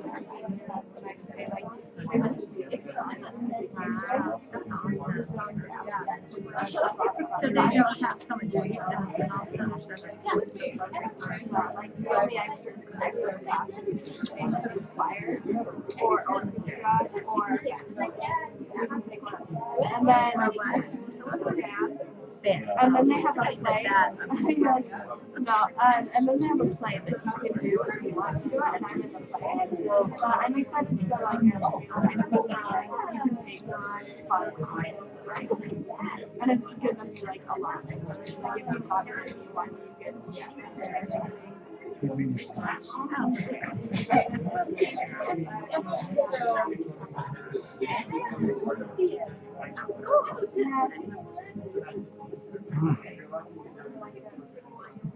So training, because you know, what I mean, they're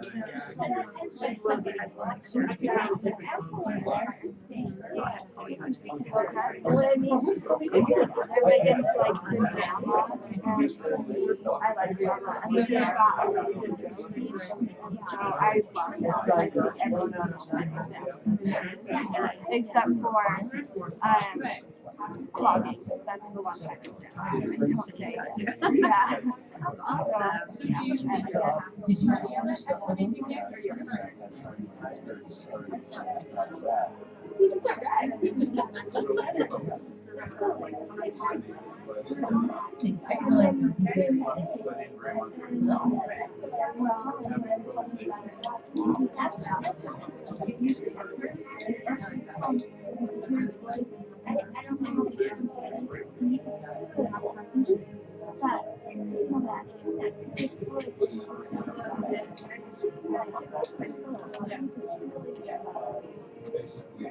Yeah. So, you being able to do that.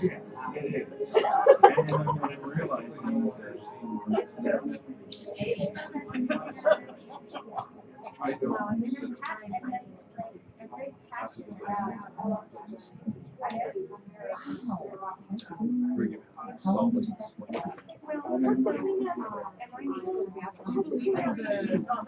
I know you don't believe in it, so what do you think about the reality? We're kind of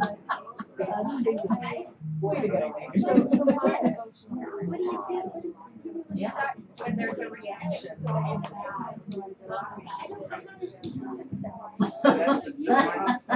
I got it. They have one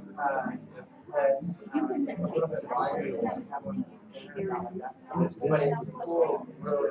Like this. Yeah, it doesn't slide down like I see my neck get on like that.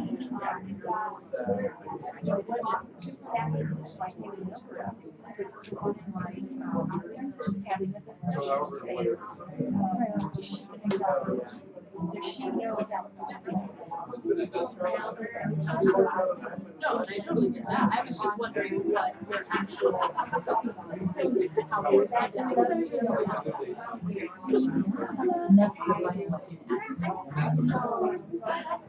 Well, I don't know. Yeah,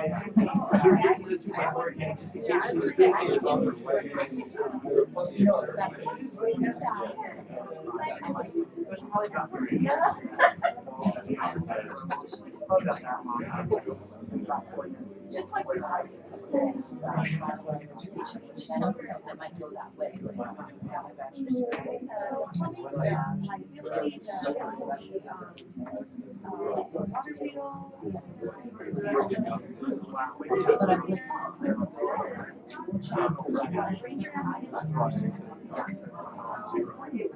I would disagree with that, but I or it's like The reason why it's out there, you're just like, whoa, not out of your mouth, it's trusting. And it's like, it's all there, but you're like, whoa, I did not need all of that, right? That's my other side of it. So I have to look for it's just not where I just want it. You know what? I consider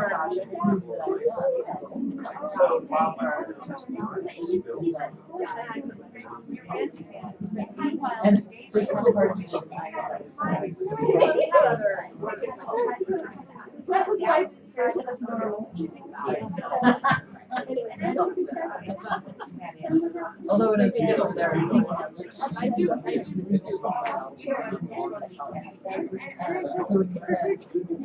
In the sense of like pile of books.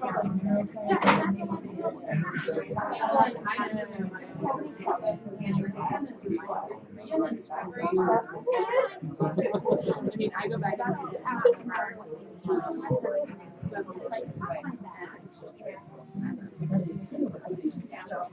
depends on perspective. So I'm really enjoying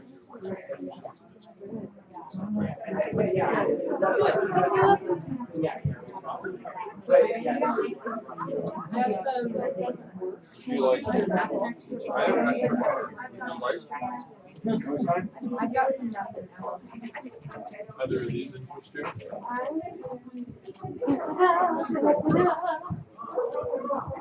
Take a look. Gluten-free, soy-free, dairy. Like the blueberry? Thank you. I've still got This is your little sister? my baby sister, yeah. Okay, the sister. My little brother is still my baby father too.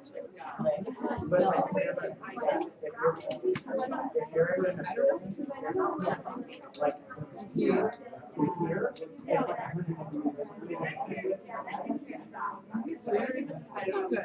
Ooh, right now it's a little hot.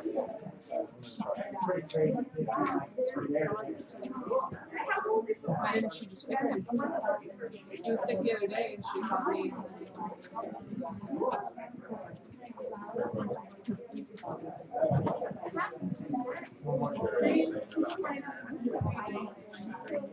I was sitting there and I was like, okay.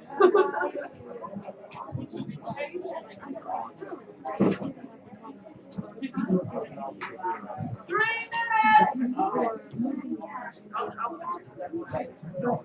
minutes! 3 minutes! 3 minutes!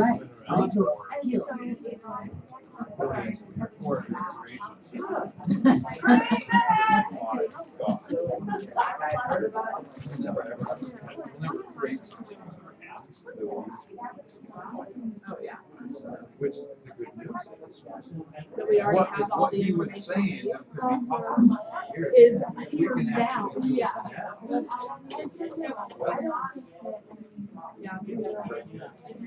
My roommate's already like before school because we all go to class.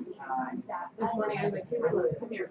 And like pushed down in my arm and I'm like pressing my arm and I'm like, no, just press on wherever.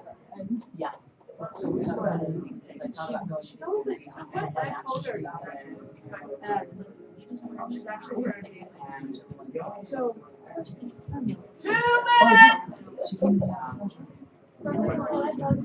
2 minutes! Old friends. We just have our list, but like 16, 18 It's people. nice that I'm getting older. You know, you're older. Kira was my guess. Oh, I know when you stood up, I was like, surprised. Yeah, which is nice because actually now instead of having her, which would have been really cool. Now she's taking seminar. Yes. But now there's 18 people. We'll do a hop. Is this for Sunday or For Sunday. Oh, how many minutes did you say? no, because I was never actually free. Oh. So I didn't know I needed a guest.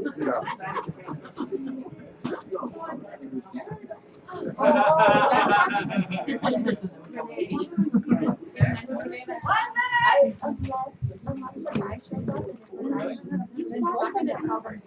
Yeah. What did she just say? 1 minute.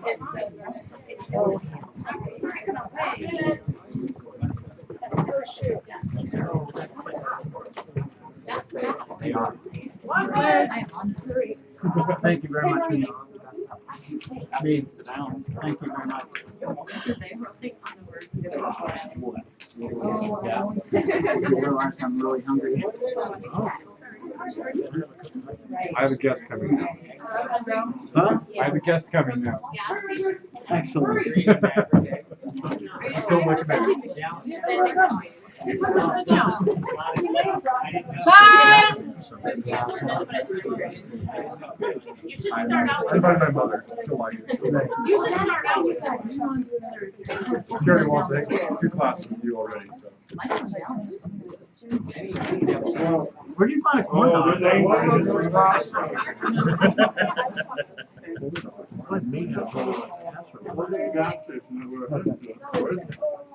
Hey, Dallin, next time you're making a food run, let me know.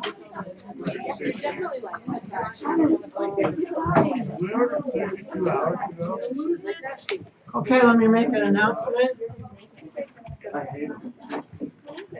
On the back table is a flyer that says earn income as a seminar producer. And there's also something that says all the different ways that we need help and we're willing to pay people or trade people for workshops.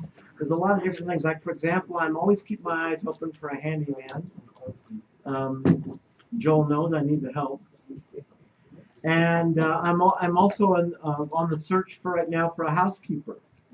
So if you know anybody who's a good handyman or a housekeeper or any of these things, then please signal me and let me know so I can talk to them about what we can do for them, because they could actually earn a huge amount of workshops without having to pay a dime. How big's Okay. your house? Huh? How big's your house? If you got knee pads, you can do it. I can do it. Okay, so now we go to the breakdown phase in the evolution of consciousness. And life is a series of lessons or quizzes. In life, there's only 2 things. There's good news and there's lessons. Learning. Page 6. Everything we call bad news is basically a quiz, a test. And if you pass the quiz, you get to move on to higher ground. And if you don't pass the quiz, if you fail the quiz, don't worry. Life is so kind, it will make sure you get it again. And again. And again. Only the names of the innocent have been changed. No mulligans, huh? And as you fail the quiz, the circumstances tend to get a little bit more intense. It gets a little bigger and better and juicier every round because you haven't got it. And so it kind of whacks you a little harder and it gets juicier. Okay, in your handouts, I want you to turn to the handout called the Mind Field Program. Page 9. Page 9.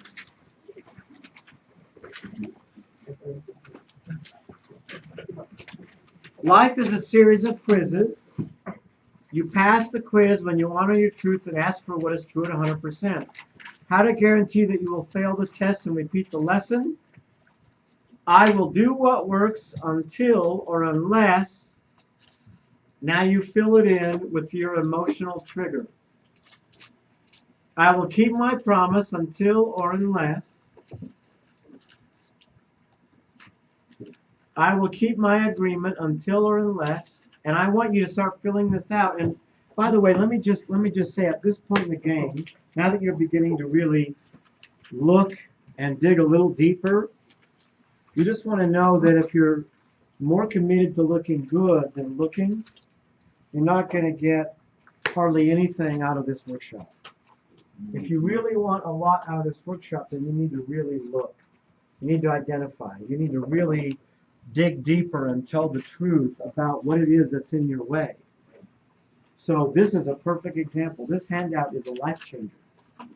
So you want to really identify at what point am I willing to break my agreements? You know, people who are in movement to mastery, just look at the people who dropped out over the year. Remember how that interview went and how solid those commitments were and the big consequences, you know what I mean? And look and see how quickly, easily people are willing to just throw their integrity away. You know? Most people will keep their agreements unless they don't feel like it.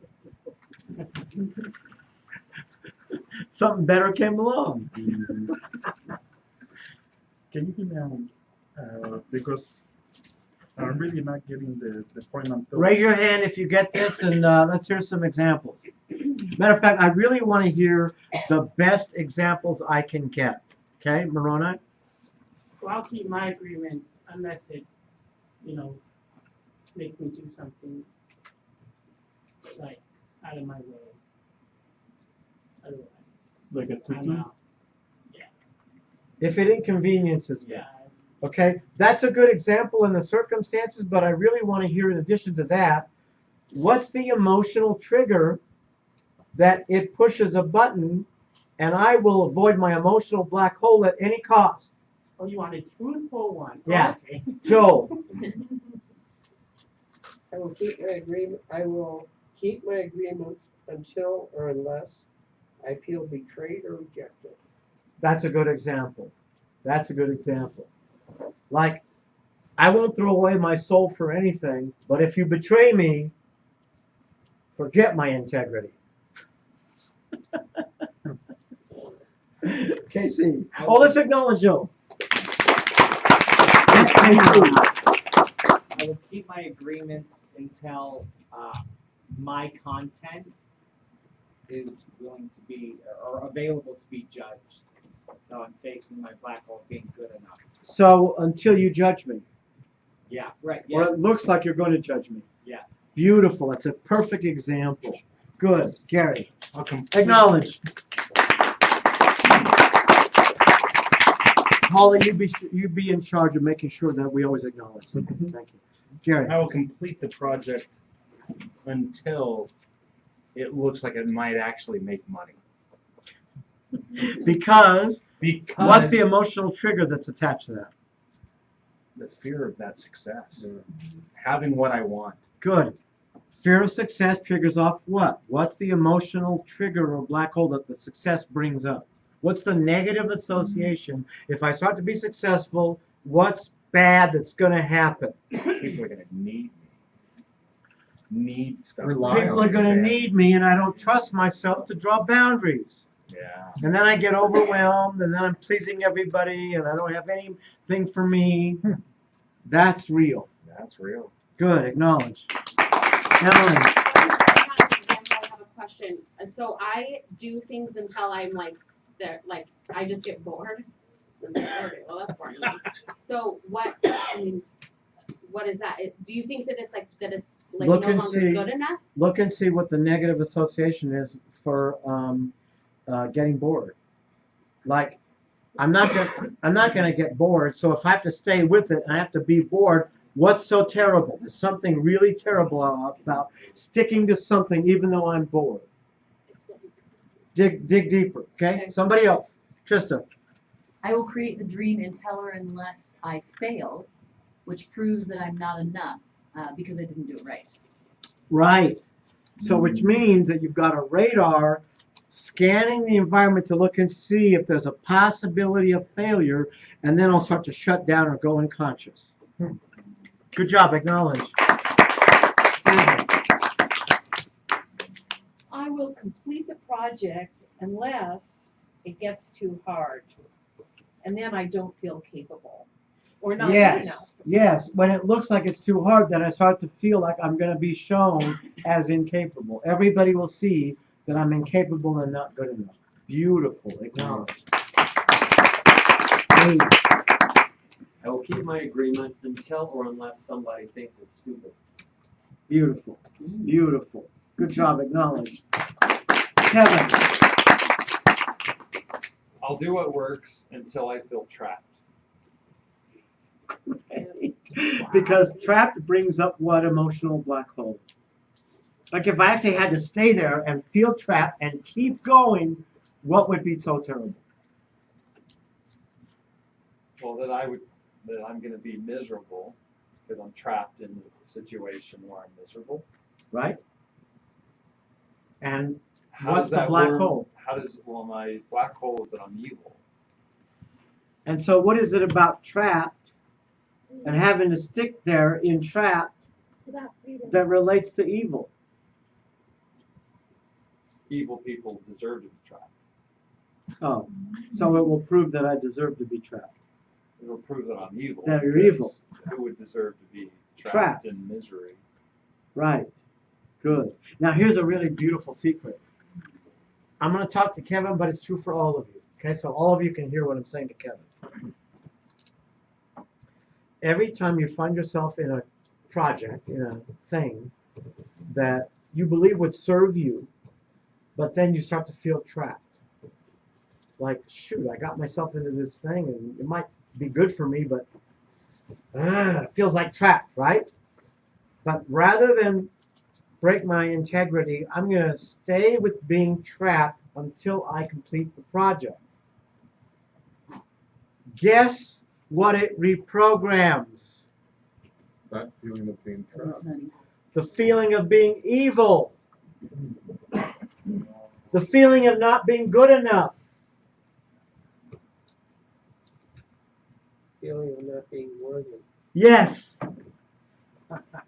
Why is it titled the Minefield Program? It's because the way you guys live, you'll do anything to avoid the emotional black hole. And what you don't realize is that every time you actually choose to avoid the emotional black hole, especially when it's at the cost of your own integrity, then you literally reinforce the emotional black hole. And every time you do that, you end up having a lot of accidents. So you literally are walking around in life going,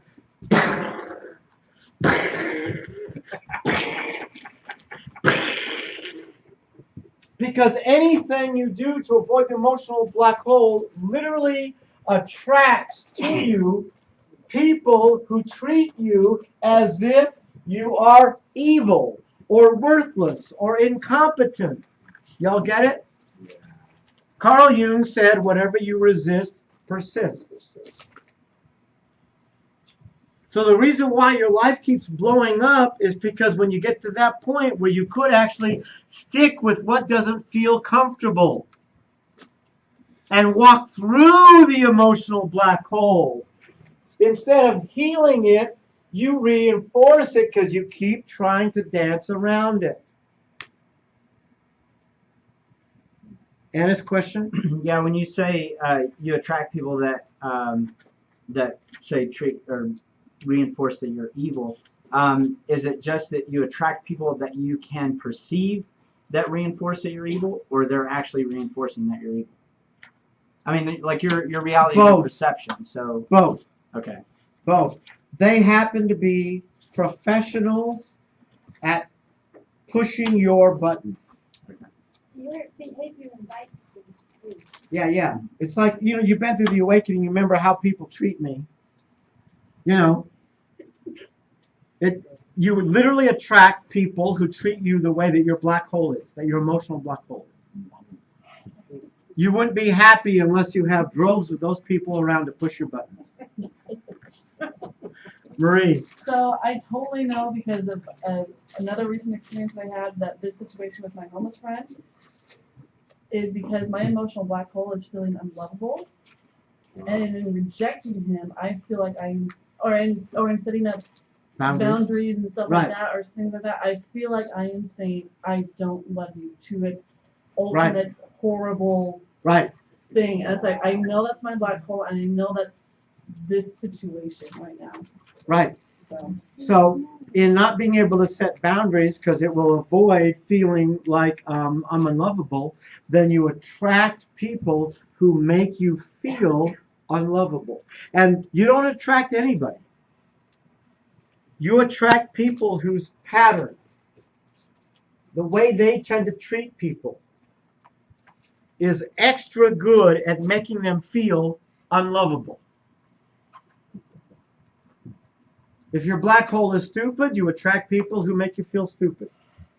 If your black hole is worthless, you attract people whose very behavior is really good at treating you like you're worthless. The way they tend to treat people makes you feel that way. They're not just good at it, they're pros at it.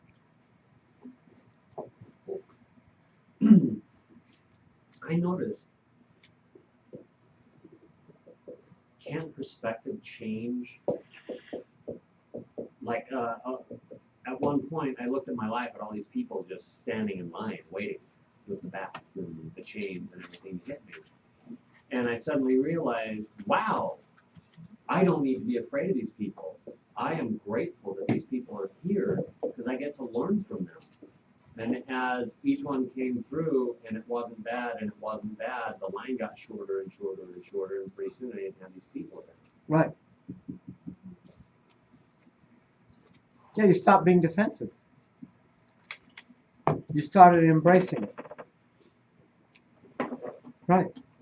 Acknowledge. It's there. I have a question. Yeah. So my unless is I will do what works, or I will keep my agreements until I believe you are trying to inhibit my success. And so I'm trying to decide if it's I create that people are like that in order for me to be able to break my agreements, which I don't think is true. Or sometimes, like, I had this friend and I was like, you know what, I'm going to be here for you no matter what. And I recently decided I can't keep that agreement. I can't do it, and we can't even talk anymore because it's a toxic relationship. So how do I, because I'm also committed to figuring out how to keep my agreements. So teach me the correction. Well, what does she do that's toxic? They're just, this person is highly depressed and is consistently a negative influence, just consistently whenever I talk to them.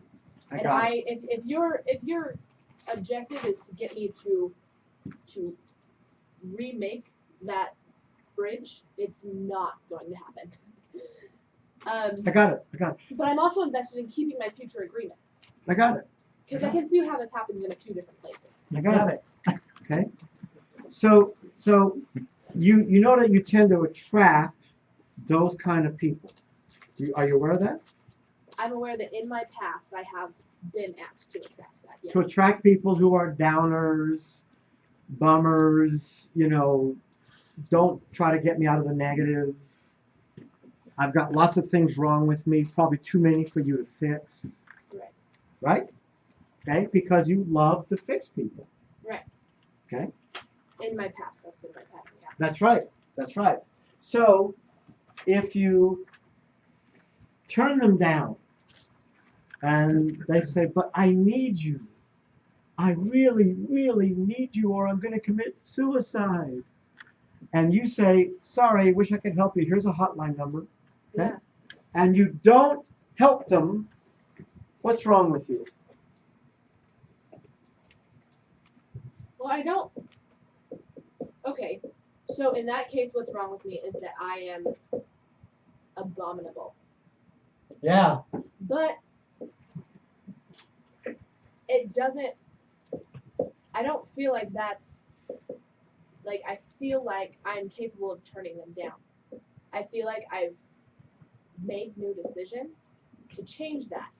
But my issue here is that my broken agreement is that I have turned them down. Well, you're just starting to learn how to. Right. You're just starting that process. You're not a pro at it. You're starting to go, I think maybe it's okay to turn them down, and you're beginning to turn them down. Yeah. Right. Which means, look, when Christ said, don't be afraid, I will be with you every day till the end of time.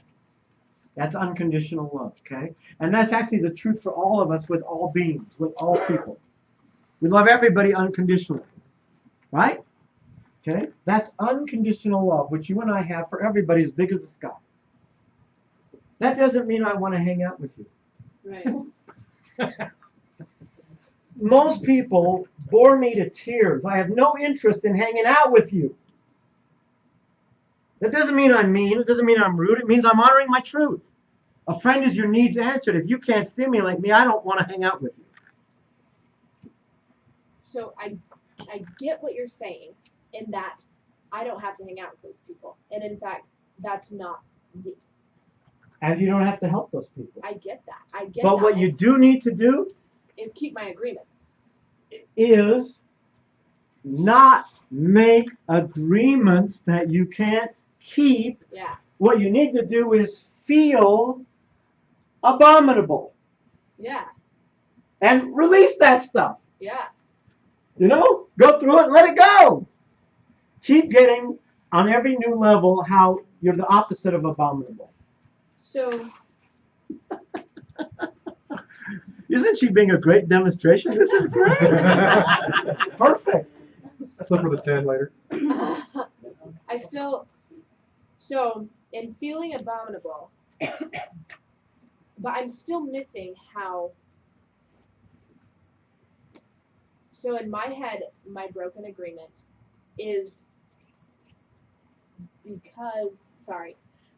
You're doing fine. You're doing great. In my head, my broken agreement is because they were inhibiting my success. Right. And for me, that parameter is worth it. I will break my agreements if you are going to inhibit my success. So, but I'm also really invested in my own integrity. Yeah. So how do I balance? You don't ever have to abandon your integrity in order to deal with agreements or with people that you want to separate from. Okay? Let me show you how I would talk to her. I would basically say, make up a name for me. Sarah. Sarah. Sarah. Okay, good.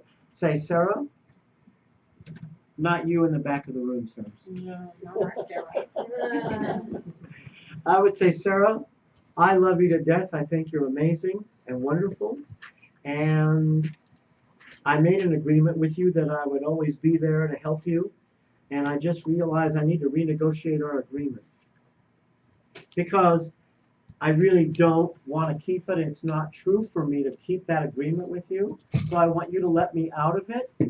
I will always love you. Will always be there for you spiritually. But until you can get enough coaching or counseling to actually be more positive than negative, it's really not serving me. So I've had that exact conversation in almost those exact words. Great. So how do I keep myself from this pattern in the future? Feel how abominable you feel when you don't do it and release it. And then feel how much you hate breaking your agreements. And then give yourself a time period, like 30 days at a time, to say, for this 30 days, I am not going to make any agreement until I touch some part of me that says, like you might even do a little dialogue, like, what's the realistic agreement that I will never have to break? Right. In other words, you do a green light checklist with a little twist on it. Yeah. Instead of saying, what am I willing to sacrifice here, you say, what can I offer this person that I would never have to break? Yeah. Okay? Okay. Acknowledge. Down. Okay. Mine is, I'll keep my agreement unless I feel too much pressure or too needed, which I know has to do with setting boundaries, because somewhere along the line, I'm selling out and not setting up clear boundaries, and then creating myself to feel pressured or too needed or too like smothered. So How do you overcome that? What are you asking? I'm asking if you can help me find like the emotional black hole behind that. If you, okay, pressure does not exist. Right. You only create the illusion of pressure when you consider selling out. So this would never happen if you didn't ever consider selling out. Right. Yeah, I know you want my time or attention. I know you need me, but sorry, it doesn't work for me. Thank you. Appreciate you asking. That would never happen. If I just said that to everybody. I get that. So obviously if you can't say that, there's something Guilt. really terrible. I start feeling guilty. Yeah. Yeah. If you don't be there for people, if you don't let people suck off of you, you're going to be what? We need you, darling. You're the only one who can help me. I need your time and your energy, but don't worry, I only need 14 hours a day. Oh, are you channeling? No, but we need you. The emotional black hole, or is there something? I'm saying, what is so wrong with you if you turn them down?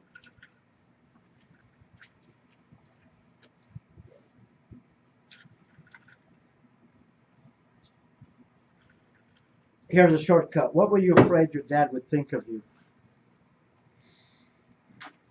If you weren't a good person.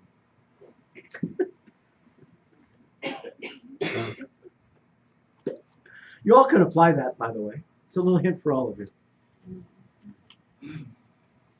Mom or dad? So if I'm not good enough, it wouldn't be acceptable. It wouldn't be accepted. Yeah, you're not acceptable. Is there some stuff in there about being bad or evil? I would say, by the way, you like to act out. Yeah, bad and evil would be there. Make some really juicy choices. Let's see how bad I can be. I'll show you evil. I can screw up worse than anybody. So, same advice for Christina, same advice for all of you. Stop avoiding feeling this. Go through it. Feel it. Go through it. And then set up a 30-day program where you promise yourself that for 30 days, I say no to everybody for everything. Say, I'll get back to you as soon as I check my green light checklist. And then you look and see, is it really true for me to help this person or give them what they need? And if you can't feel a place where you know whether it's true or not, then set up a buddy or somebody that you can run it by who can hear when you're fooling yourself. Because really almost anybody who's willing to support you can hear when you're going, well, I think I really should help them. No, you're lying. You have no interest in helping them. Well, I know that because you said should. Gary, it's Acknowledge. Okay, Marie, it's your turn again. Who? It's your turn again. Oh, it's my turn? Pick somebody. Can I volunteer, please? Do we want to do it while it's done? Who's the one who volunteers? No, I want the people who are in their shit. What if I know I'm in my shit and that's why I'm No, volunteering? Good try. We've got 2 volunteers here. Rana wants to I try it want again. you to pick someone who's in their shit. Donnelly. Or Donna. Or what's Donna. Donna. Sorry. There we go. Let's see you bound out of the chair. I am here and I am ready. Okay, not bad for a beginner.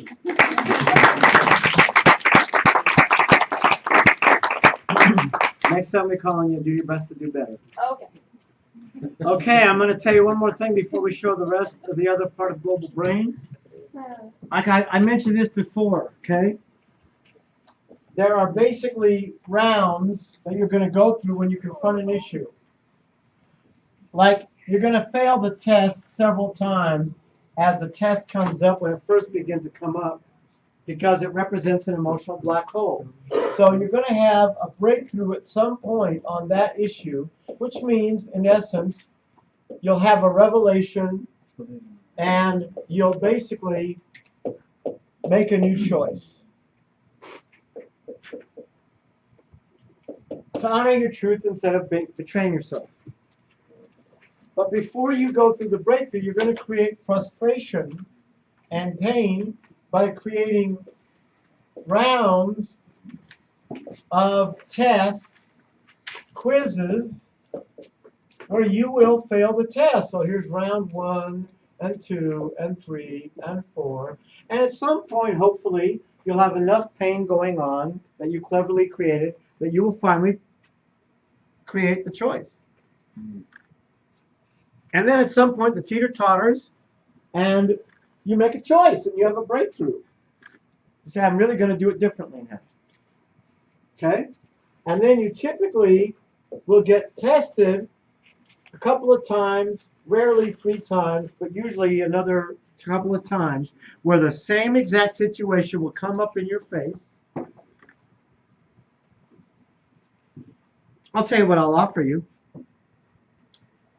If you're open, I'll offer you a chance to share the pattern that we've worked on a little bit in one-on-one sessions on some of your issues. Like not keeping the boundaries. I'm happy to share. Just tell me which. Let's see. Come up here. I'll whisper it in your ear.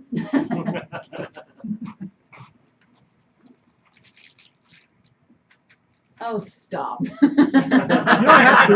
You don't have to. Okay, have a seat. No, when do you want me to share it? I'm going to talk about it. Oh, okay. I'm going to use this as an example. It'll do you a lot of good. It'll do the room a lot of good. Okay? So, Trista, who is an amazing woman, who any man would be lucky to actually have a relationship with, right? She doesn't. She's not really interested in you unless you're married.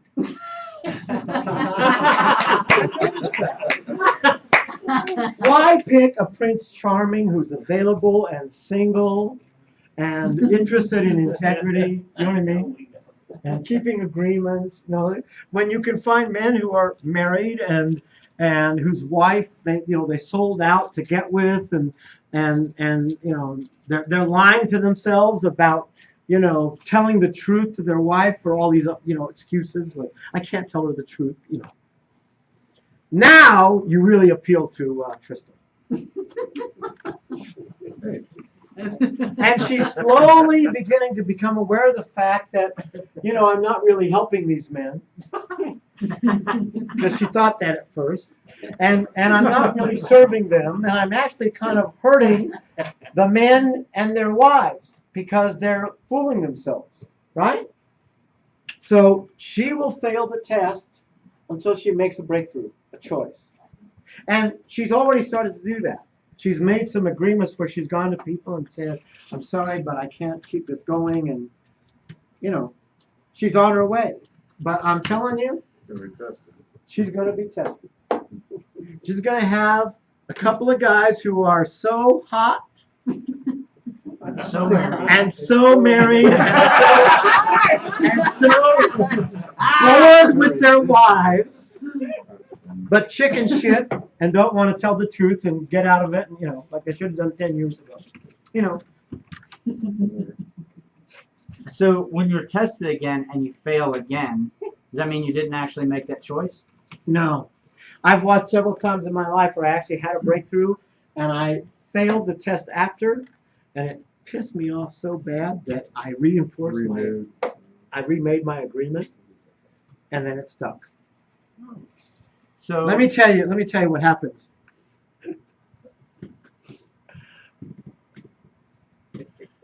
As you get closer to the edge of the cliff, you screw up less, but the universe kicks you in the face more.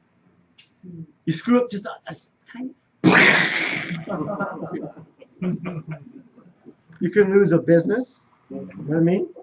You can. All kinds of fun stuff can happen, even though you hardly messed up. So the reason I ask is because, I mean, obviously you test again, but you make the choice again, and then you're tested again, and you fail again, and you make the. So when do you know that you actually made the choice? Because that's one of the things that I struggle with is not knowing how to make a decision. It seems like everything I've done choice-wise has just been emotional fluctuations. What I would do, one thing you, if you know somebody who knows how to do empowerment dialogue, you never have to make a bad decision again for as long as you live, as long as you have time to do the process. By using the 2 chairs and letting all the voices have their stuff, you can know absolutely solid. So if you have a doubt, find somebody who can do that with them. But I want you to know that right about here and here, you're going to think you made the choice, but you didn't really. And as for you in specific, you make a choice, and then maybe you mess up, and then you decide to kick the crap out of yourself. And that means you will never go back to making that choice again, because if you screw up again, you're going to kick the crap out of yourself again. And as soon as you learn how to talk to yourself correctly whenever you mess up, is when you're going to be able to make choices and keep them. Okay. Everybody hear what she said? Acknowledge. That's the bottom line of the workshop. When will you learn how to talk to yourself? Because it's how you talk to yourself when you screw up that makes the difference. Remember, we are mess-making machines. Stop introducing yourself the way you do. Walk up to people and go, "Hi, Ed, it's nice to meet you. Gary, Acevedo, mess-making machine." Oh, you think you've made messes of me? You think you're made this? Yeah, wait till you see what I've made messes. You need to really learn how to talk to yourself differently. Seriously. When you screw up, that's when it counts, not when you're looking good. Okay, see. So it's very, very rare that one of the words that you use doesn't coincide with the way I see things. And one of those is that the universe tests you. I don't believe that in any way, shape, or form. I believe that it reflects you. So could our language be talking about the exact same thing? You know, you're Exact not same committed, thing. so it's giving you the opportunity Exact to same do it thing. just where you're at. Yeah. Yeah, I don't believe the universe is actually testing you or quizzing you. It's a good model. But I actually believe that you are creating Exactly the universe where you're at. to reflect you. Yes, to show you Yeah. where you are at on that level Exactly. of commitment. Exactly, and then you interpret that. And then when you decide different, especially the first time consciously decide, you know what, no, this time I'm not doing it. Yeah. Now you're reinforcing on the other side Yes. of that black hole or whatever that issue Yes, is. that's right. And then you stop getting tested because now you believe it, that no, I'm not this person, I've proved it. So the reflection you get back is no longer looks like a testing, and it looks like rewards because now you're in bliss because you've honored your truth. Yeah. Okay. Yeah. So same thing. It's a reflection. Got it. Right. Okay, acknowledge.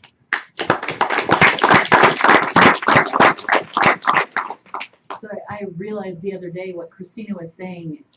I would break a commitment and I would make myself so bad and wrong for it, thinking that that would mean that I deserved another chance. And so instead, believing in my capability to make commitments and not using how many times I break them to prove how I'm incapable. Because when you make yourself bad and wrong after breaking it, you're anchoring in that you aren't capable of keeping a commitment. You're always going to make mistakes, and I'm sure in there is going to be breaking commitments. So I was thinking, oh, if I changed it and just like, oh, that wasn't great, not a good idea, what's the correction? How do I get back on the path? And believing in myself enough that I can make commitments and that I know how to clean up the mess enough to get back on track to make the commitments makes me not have to use that validation that, oh, I'm going to beat myself up and then I'll be worthy again to try and make a commitment. So it was a big aha for me to stop doing that because That's a huge thing. I'm anchoring in that I suck at keeping them. Right. And I get to just keep making them, and if I break them, whatever, I'll keep making them, and Yes. it takes away the fear of making commitments. Part of why people beat themselves up so much is because they feel better once they beat themselves up. Acknowledge. Okay, I want you to turn to a partner and Really fast. Can I say something, or do you? yeah, need to move go on? ahead. Sorry, I know I'm talking a lot, but I feel like I need to say this. So there's a verse in the Bible when in Job, when Job's being tried and tested and whatever, and God and the devil are talking, and the devil says to God, "So you're trying him so that he can prove his faith to you?" And he says, "No, I already know his faith. I'm trying him so he can prove his faith to him." To And himself. this is why the universe keeps showing up for us in these ways. To Right. test us so that we can prove to us that we have what it takes. It's more of an opportunity than a test. Yeah. If that works for you, you do that. Okay, I want you to get a partner. Oh, let's acknowledge Christina. I want you to get a partner and I want you to role play this. I want you to say the words pretty much exactly like I'm giving them to you. I want you to know that I made a mess and I want to clean it up with you. And then just look and see who pops into your head. Go. What's that? Sure.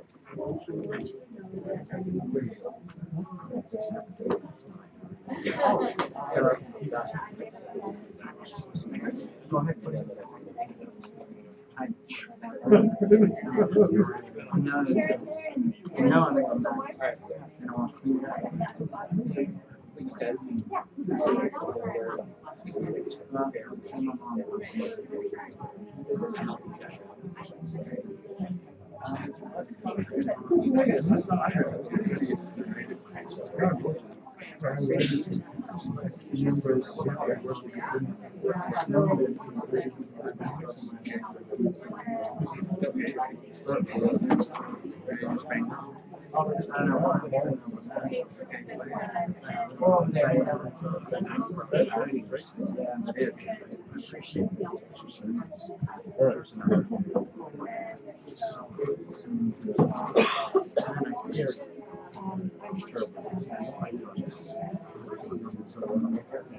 So here's something found.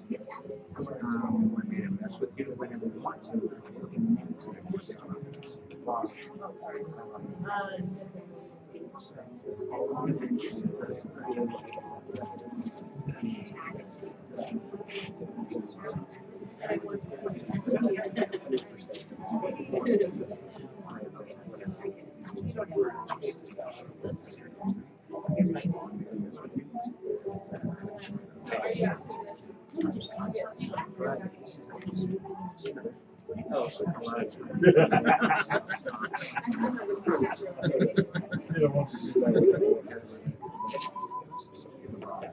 Okay, get where you can see the video. We're gonna get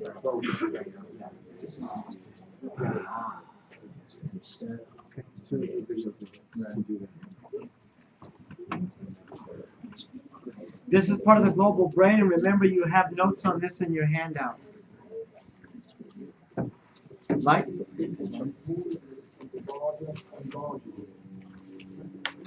This suggests that the next stage might involve human beings themselves linking together in some way. Indeed, this process has already begun. It's what we call civilization. The organisation of the streets in this Danish village is very similar to the way the first multicellular organisms developed in the sea. This is Sun City, Arizona. The pattern here is similar to a growing fetus. And this tendency of people coming together into larger units is also happening at a much higher level. We can see it in the Union of the States in the USA and the USSR, and the coming together of the EEC in Europe. This is the natural drift of evolution. and its end result would seem to be the whole of humanity beginning to function as one single community.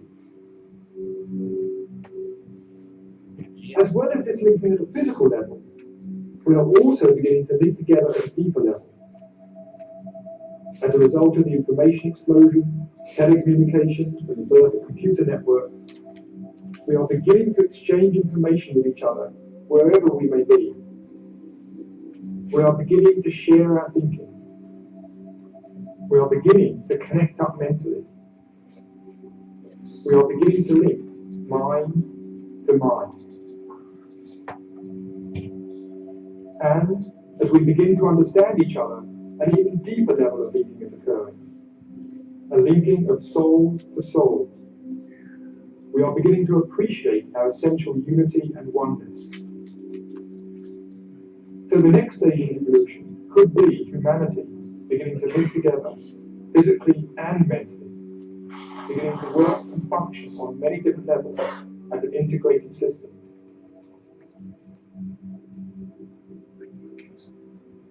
Now there's an interesting parallel between this integration of humanity and the integration which occurred at earlier stages of evolution. If we go back and consider the emergence of life from matter, we find that the simplest bacteria contain several billion atoms. The figure shown here of 10 billion is only a very approximate figure. Whether it's 2 billion, 5 billion, or 20 billion doesn't really matter. But it seems necessary to bring together approximately this number of atoms in order to create the complexity necessary for them to become a living system. Similarly, if we look at the next leap in evolution, the evolution of intelligent consciousness, we find it again takes several billion nerve cells linked together in the human brain to produce the reflective consciousness characteristic of humanity. Though again, the figure is not meant to be exact. Now, if this turns out to be a general principle of evolution, it would suggest that the next stage, the linking of humanity into an integrated system, would involve the working together of a similar number of minds. And indeed, the human population has already reached this level. We might then think of humanity as some sort of huge global brain, a brain in which we are the cells, linked together by our growing information networks. And there are indeed some interesting parallels between the way society is developing and the way the human brain develops. The main thrust of development of the human brain takes place mainly before birth, between weeks 8 and 13 after conception. Imagine for a moment that you are a nerve cell in this growing human brain. At first, there's plenty of space. Then, very quickly, there's a massive population explosion of nerve cells. If you were a nerve cell, you'd probably think this is getting dangerous. There's not enough oxygen to go around, we're going to be short of blood soon. But suddenly, at week 13, the explosion stops. From then on, the development of the nervous system focuses on the growth of connectivity and complexity, the linking together of these billions of nerve cells. Today, we are seeing a similar process happening to humanity. We've had this massive population explosion, but it's now beginning to slow down. And we seem to be moving into the next phase, the linking of the billions of human cells in this planetary brain. Through postal systems, telephone, computer networks, and satellites, we are increasing the connectivity and linkage of the billions of minds, which together constitute humanity.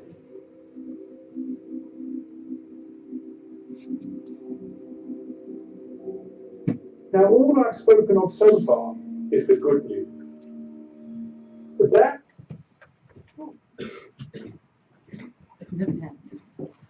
There is no bad news.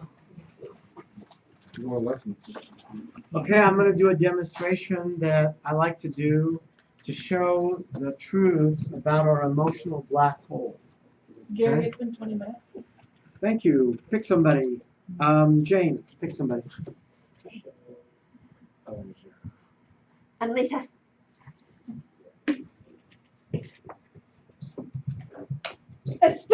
when you don't show up, I set you free, and you will always be in my heart.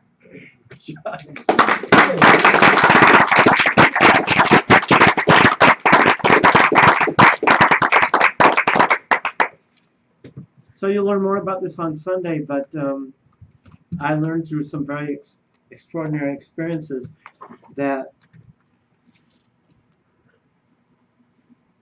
the soul is the opposite of the emotional black hole. My brother Rob taught me that the answer asks the question. The answer is there before the question is ever asked. If the answer is, I am lovable, if the person in the spirit realm is lovable, then the question of their lifetime is, am I lovable? And their emotional black hole is, I am unlovable. If the answer is, I am the essence of goodness, then the question is, am I good? And the black hole might be, I'm bad or evil. If the answer is, I am brilliance in the spirit realm, then the question is, am I smart? And the emotional black hole will be, I'm stupid. So, since we need a new level of perception about life's pains and battles, if you have an emotional black hole that says, I'm stupid, do me a favor and stand up so we can see what the truth is. Okay? Now, notice the people standing and ask me, when you look in their souls, what do you notice about their soul?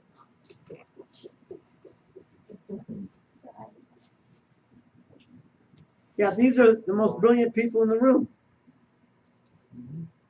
Right? Let's acknowledge them. Have a seat.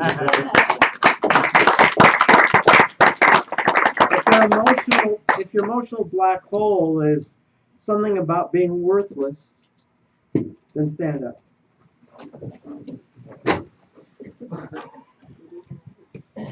So these are the people in the room that are priceless. Look at this. Great. Look at Annalisa, look at Michael, look at Dallin, look at Holly. I mean, look at these guys. You know what I mean? Come on. Have a seat. Okay, if your emotional black hole is unlovable, stand up. This is my favorite.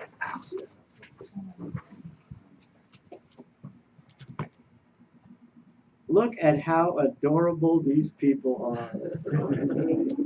They're the most lovable people in the room. Kristen, you stand up for everyone. No, I didn't stand up for the last one. Okay, have a seat.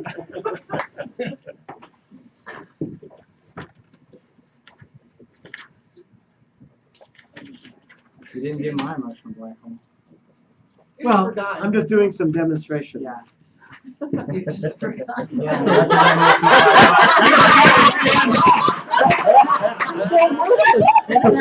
Yeah, it's just not good enough. Do you understand what good news this is? But we're not alone in our black holes. Yeah, and better than that, whatever story you made up as a kid about why mom or dad didn't love you or why the kids rejected you, whatever you made up, worthless or stupid or unlovable or bad or, whatever you made up is exactly the opposite of the truth. If you think you're unlovable, you're exactly lovable. If you think you're evil, you're the essence of goodness. Stand up if you have about being evil or bad, if that's your emotional black hole. These are the best people in the room. Look at even Sarah and Moroni. Well, except for Moroni. These are the most Christ-like people in the room. whether they know it or not, whether they act it out or not, and even when they screw up. There's nothing they can do to destroy the fact that the truth about them is they are the essence of goodness. Have a seat, acknowledge.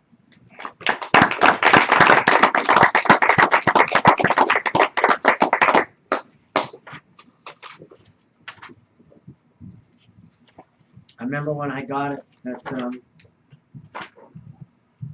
that every hang-up that we think is a hang-up is actually a great gift, strength, and talent in disguise. And as kids, when we get slapped down, the rays that stick out from our body that represent the biggest strengths, gifts, and talents, as those rays that are the furthest out, the greatest gifts, get slapped down, then they have to go in the opposite direction as what we call hang-ups. At that moment, I realized that human beings don't have hang-ups. They have nothing but gifts, strengths, and talents. And I literally wanted to stand on a mountaintop and say, guess what? There is nothing wrong with us. We are perfect.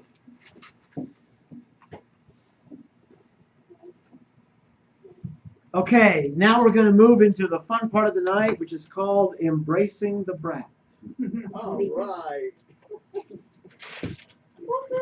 Now let me tell you how powerful this process can be. Set up. Did you say that or did someone? He did. Oh.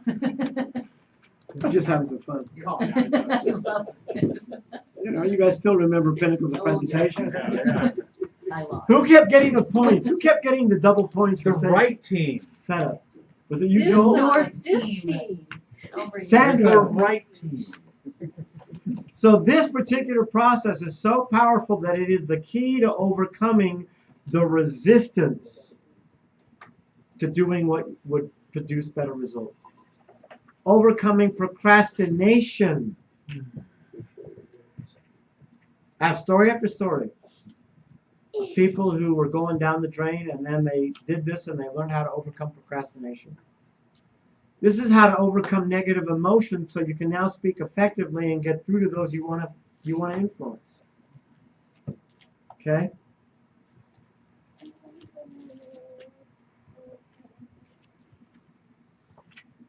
Okay. Let's get ready for a quick visualization. You want to take everything off your laps, uncross your legs so the energy can flow properly. Sit up straight but not stiff. Go ahead and turn off the lights. Visualization A is fine. Take some deep breaths and see your favorite color of light going in through the top of your head, down through the earth, down to the center of the earth. Take some deep breaths and send that favorite color of light down through the earth, and then have the center of the earth send the same color of light up to yours and connect. That'll keep you grounded. And I want you to go to a place in nature, a beautiful place in nature, with a clearing or a meadow.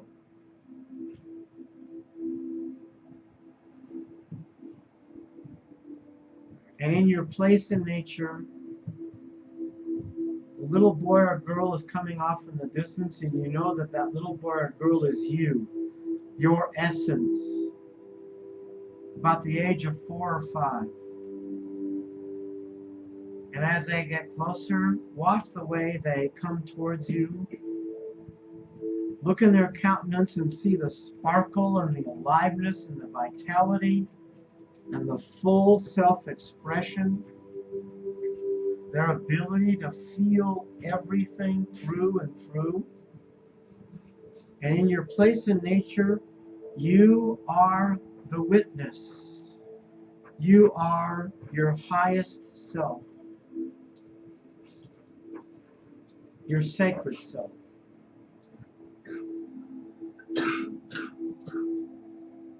And in your place in nature, standing about a few yards in front of the little child that is you, there is an adult you as well, at the age you are now.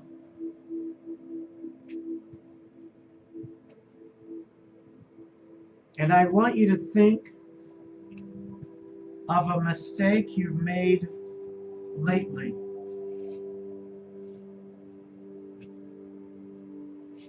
any mistake, any mess that you made, anything that you criticized yourself for. When you know what that one is, then raise your hand and put it back down again.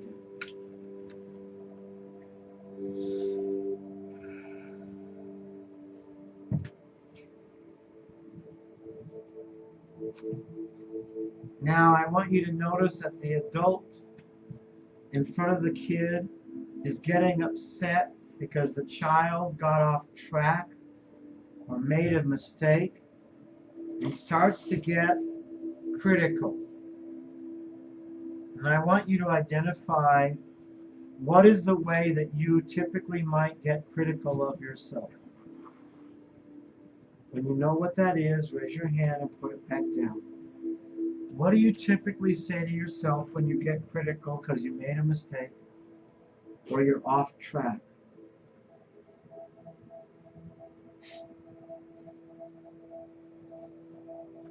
Now in your visualization, you, as the witness, are going to encourage the child. You're going to encourage that little boy or girl to be a brat and say all that they feel like saying. And you're going to be their cheerleader. Tell that little boy or girl to say things like, I don't care. You're not you're not the boss of me. You'll never take me alive, coppers. Let that kid throw a real tantrum. And you are their cheerleader.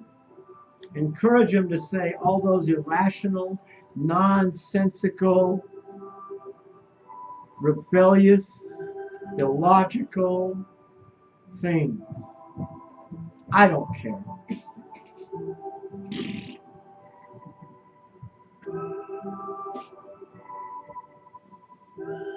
And notice how that little boy or girl really enjoys this. They really love it. Makes them smile. Makes them happy.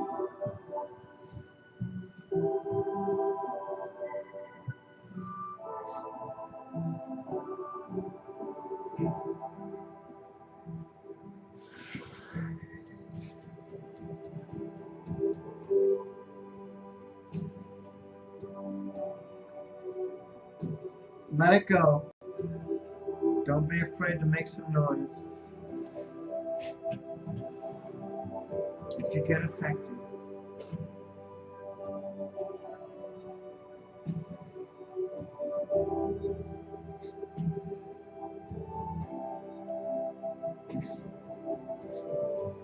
And as they release all of these irrational feelings, this brattiness, I want you to get on your knees and look at them eye level and talk heart to heart and soul to soul. And let this little boy or girl know what their sweetheart message is. Tell this little boy or girl what you don't want is, and then fill in the blank. And what you do want is, and fill in the blank. Say everything to this beautiful little boy or girl that they want to hear. Let them know that you understand completely.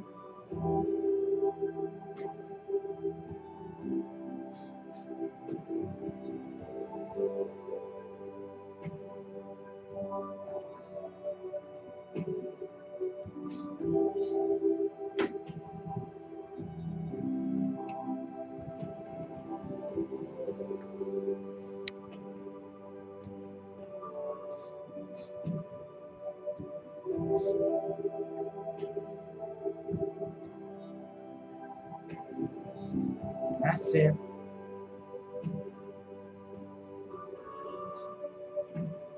I want you to give this little boy or girl a big hug and make them a promise that as of this day, you will interrupt the criticism and you will let them be a brat until they can move their emotional energy out of their way, and you will show them the sweetheart message of their resistance. Kleenex.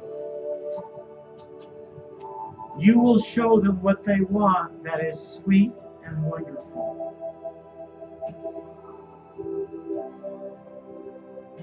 By the way, this little boy or girl within you is the source of wisdom in your life. Promise them that as of this day, you will interrupt the criticism. You will let them express being a brat until they can move their emotional energy out of their way, and you will show them the sweetheart message of their resistance. You will show them that what they want is good and sweet and wonderful. All you need on a daily basis is to love and nurture this little boy or girl. Ask daily what I can do to love this beautiful little boy or girl within, and your life will transform.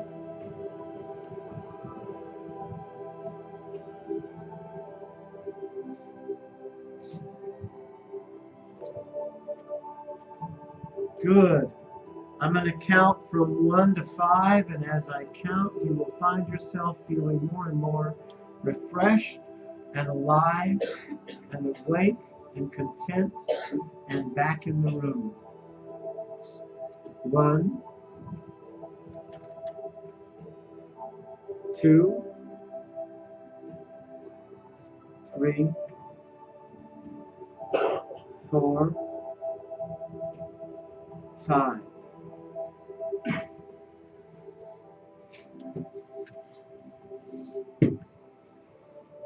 As soon as you're ready, you want to get a partner and just share back and forth. Don't let out one person do all the talking about whatever you notice or discover. Okay, do that now.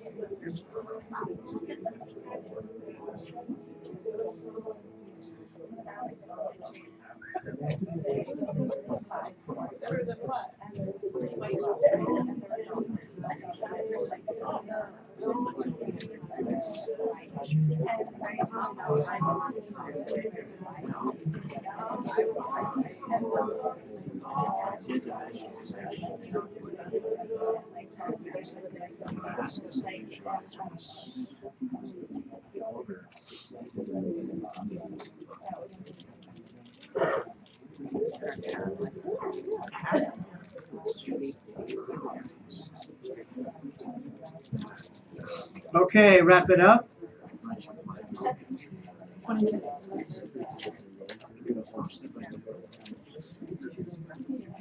Okay, I'll take 1 or 2 shares, and then I'll do the exercise, okay? Raise your hand if you have a burning share.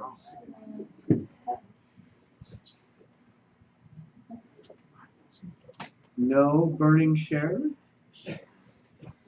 Emily? My Greg? my biggest thing is my weight, and you know, growing up, my mom always made me feel weird, like I was weird, and I wasn't heavy, but she would. It was like, you should work out, or you should. The other girls do this. You should be doing this. Yeah. And so I always felt weird, and you know, it was like the one thing that she never wanted me to be. I always felt, and you know, and so just seeing my little girl, that it's like you know, I was just protecting you, and this isn't really what I want for you. It just gives me so much more permission that I don't have to do the shoulds. You know, I don't. Yeah, it just gave me a lot more freedom. Yeah. Excellent. Way to go. Now,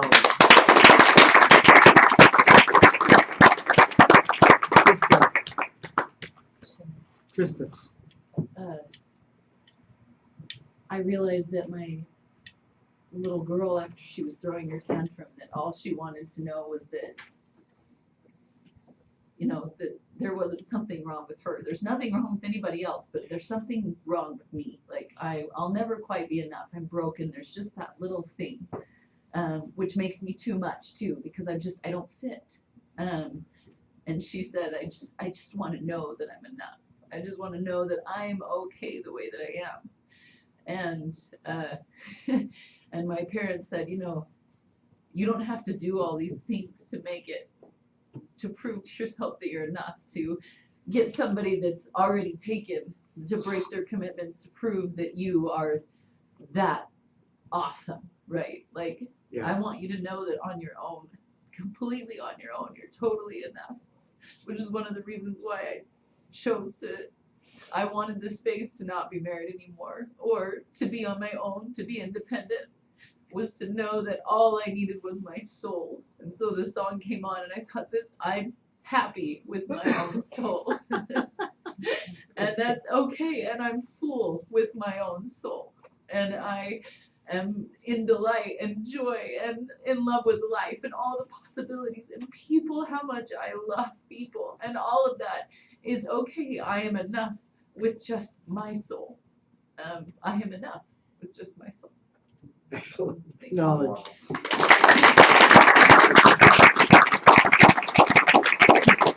In a minute, I'm going to have you pair up and have somebody sitting in front of you. It works better sitting in front of you, not side by side. Okay? And you're going to teach your partner how you criticize yourself. Now, for those of you who only want a little, then stay on the surface. You know? Look good. Those who want a lot of value, you want to get down below the surface, down to the core, and really identify when I'm criticizing myself, when I'm mean to myself, when I'm beating myself up, what do I say that hurts the most? Because that's what you want to teach your partner, and this weekend, that's what you want some real movement on. You want to dissipate that, you want to dissolve that, you want to transform that as much as possible. Because those things that you keep anchoring in subconsciously eventually turn to diseases.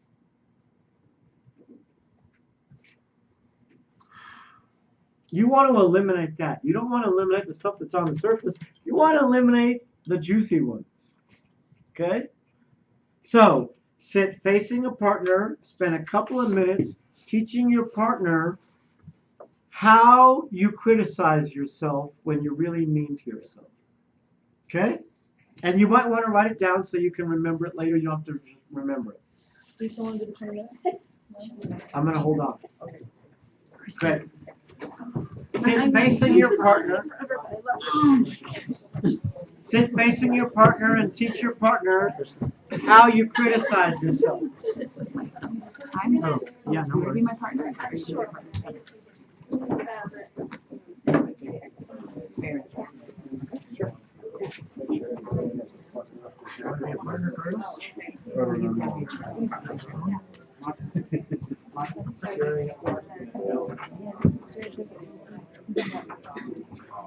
Okay.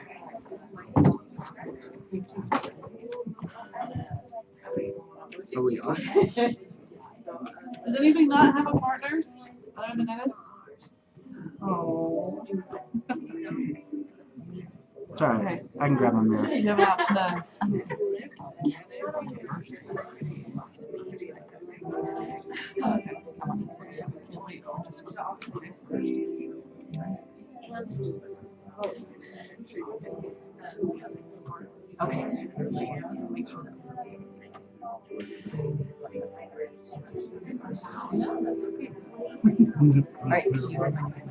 Are you okay with that? I am okay with that. You sure?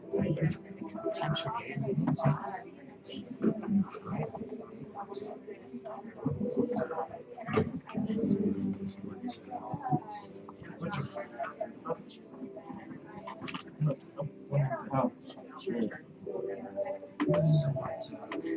What happened on the over in the other one?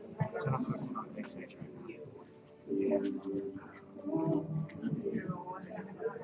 What happened I realized the situation insurance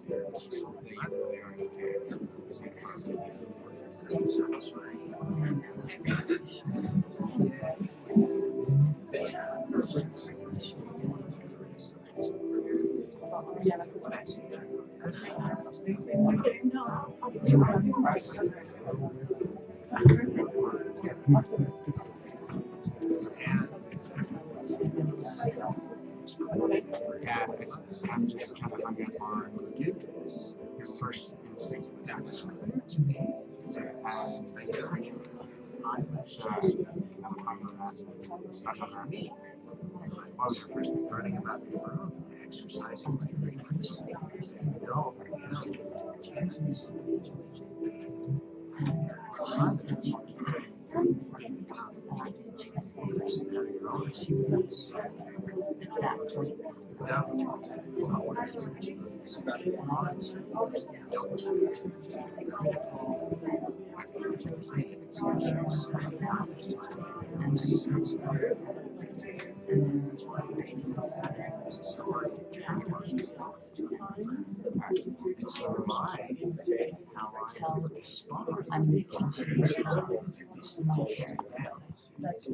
Marie, you go back and forth to and tell him and give us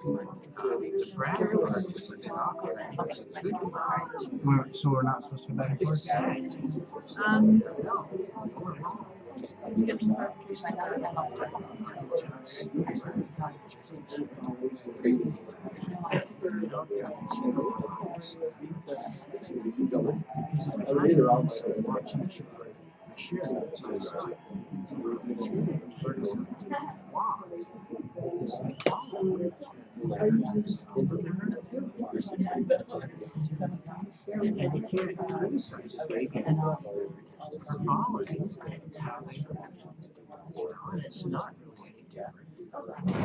And is there specific wording? No.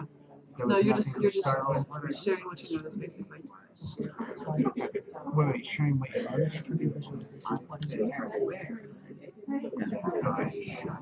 It's like a parent share.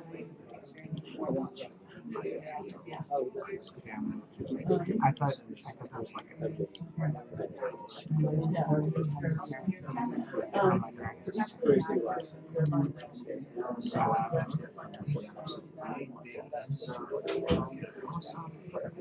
Make sure both people get a chance to express it.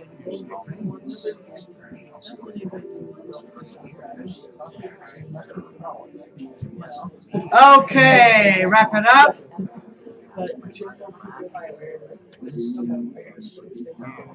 Is there anybody that didn't complete telling their partner how they criticize themselves? I thought we were going like one, and then we're gonna ring the bell, and then the next one. No, I never said that. Just go back and forth. Everybody take another minute. Just tell your partner. Go.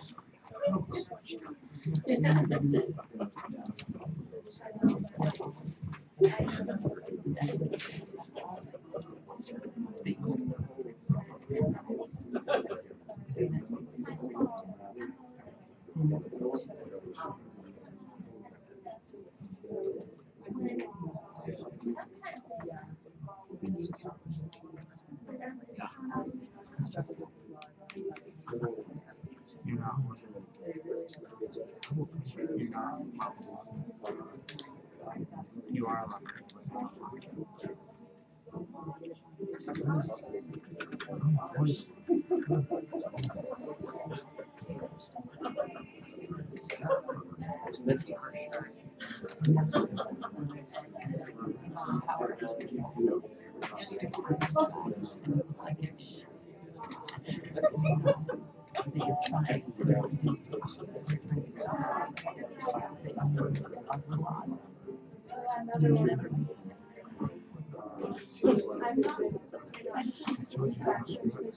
Just did it again.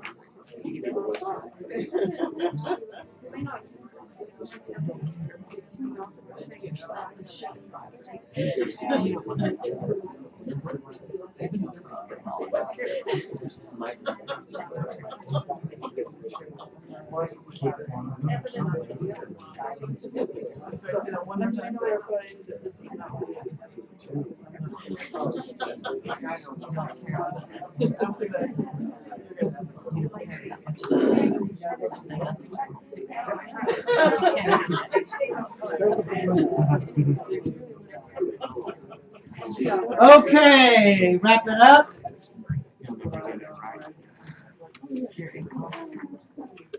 So now, your partner is going to be your critical voice. They're going to say what you say to yourself when you beat yourself up.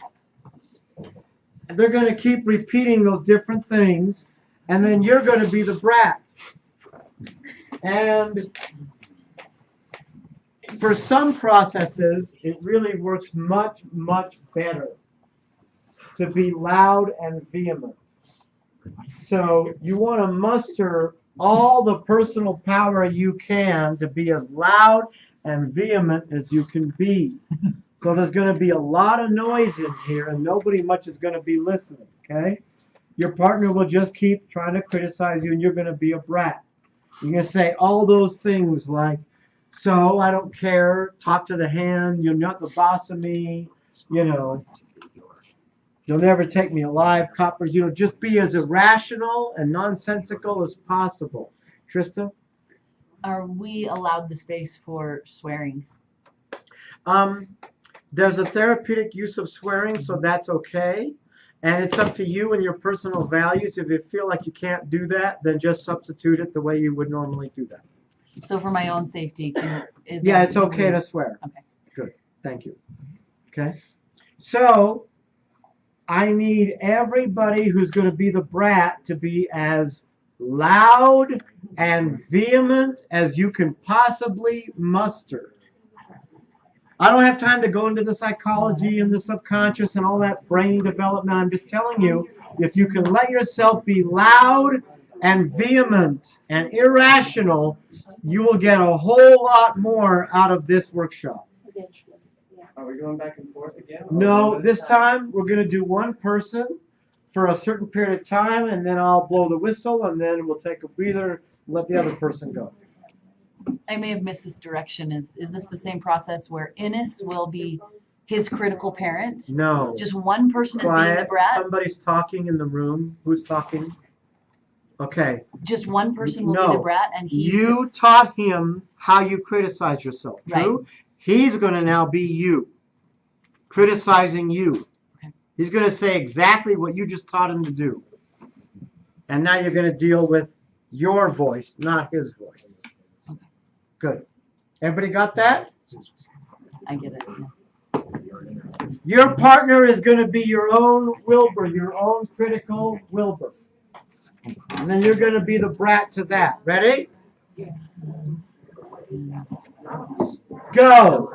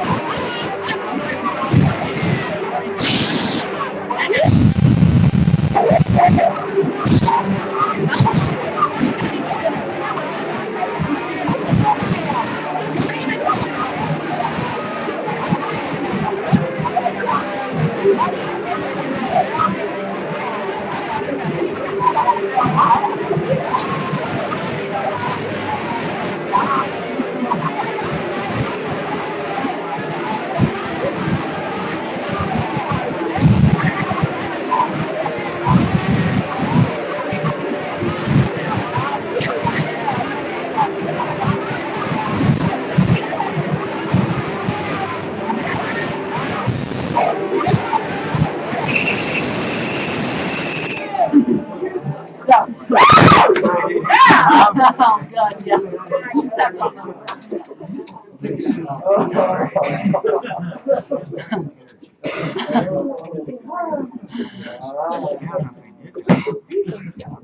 Acknowledge yourselves.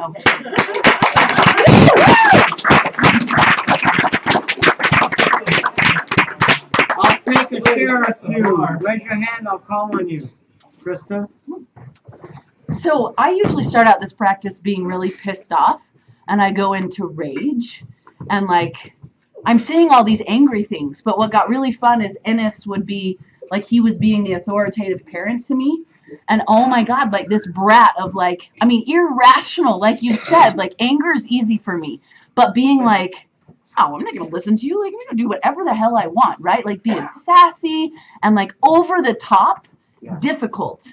And it just anchored in that I don't really let myself always go to that place because it's not even rational. Like anger seems okay to me, but being a brat hasn't until this moment where I realize, oh yeah, sometimes I don't want to do my life, and I realize the difference between those two of being enraged and just being like, whatever. Yeah. This is cool. Cool. Acknowledge. In my teenage years, how much of a brat I was, and I loved it. Yeah. I didn't care. Everybody thought I was arrogant or like self-righteous or whatever, but Right. I didn't give up. Yeah. You know, like, I was so done. Yeah. And somewhere along the lines, Yeah. I decided to like start caring again. It's Yeah. weird.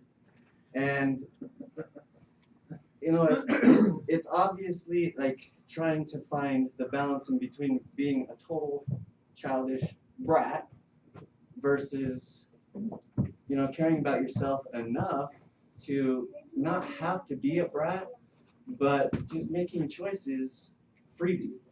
Yes. Where you're empowered with the choices that you make. That's without right. having to resist. That's right. Until you can be effectively a brat, until you can learn how to move your emotional energy vehemently out loud, not in your head, you spend most of your life in either resisting or succumbing. Mostly succumbing. 80 to 95% of your day, because you never get to actually choose in. You can't wholeheartedly choose in to the things in your life that you have discomfort about or emotional black holes about or negative associations on until you actually blow out the energy that allows you now to truly choose in. Not with an arrow in your back, but truly choose in. Good job. Way to go, Dylan. Acknowledge.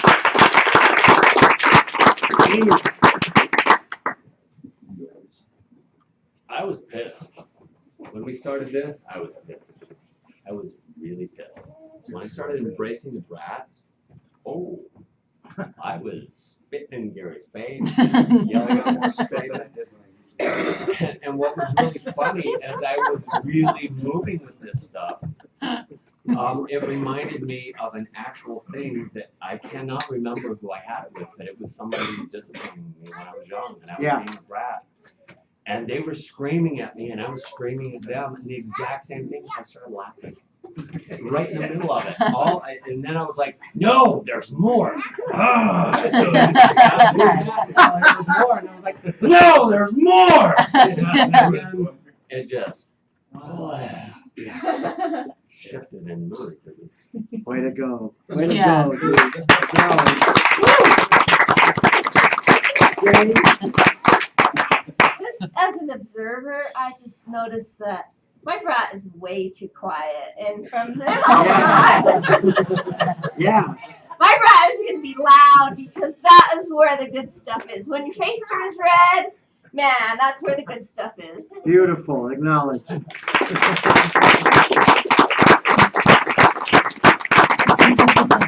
I wish I could enroll you into all making that decision. Those of you who've been quiet, shy, withdrawn, withheld, you don't have a clue how much that decision she just made right now will catapult her life. Will literally catapult her life by just simply choosing that when she lets herself embrace the brat energy inside, that she will be loud and vehement, and it will discharge all that negative, irrational stuff that we typically act out because we don't understand that with feelings, you only get two choices. You either deal with them in a healthy way, which is like this, or you act them out. Christina. I was just gonna say, I used to be like, oh, I don't have time for that kind of thing. Like, there's no way I'll find time. And I've learned that your car is like this enclosed place where usually if people can hear you, they're not in a distance where they can say anything. I can't tell you how many times I guarantee people at stoplights have been like, absolutely terrified. But you know what? I feel awesome afterwards. So, your car's an awesome. Okay, the car. Acknowledge. The other thing is that until you do this for a while, you don't understand that your upsets, the way you create your upsets, you can be extremely upset and pissed and resentful at your husband or wife or kids or whatever it is and just want to pull your hair out. And by doing this kind of thing, all of a sudden that upset, that problem looks very differently. You have no idea how it will look once you get the energy, the emotional, irrational out of the way. Okay, I need to get going, so we're running out of time. So, and you won't take that energy out on them. yeah, you won't act it out on Yeah. them. Right. And ruin your relationships. Yeah. Excellent. Okay, acknowledge. Okay, now it's the other person's turn. Okay. Anybody know where Richard is? Okay, good. Go ahead and get started. Let the other person make sure that you be critical like they taught you to, and let them be as loud and vehement as possible. Okay? Go. Let me know what sounds.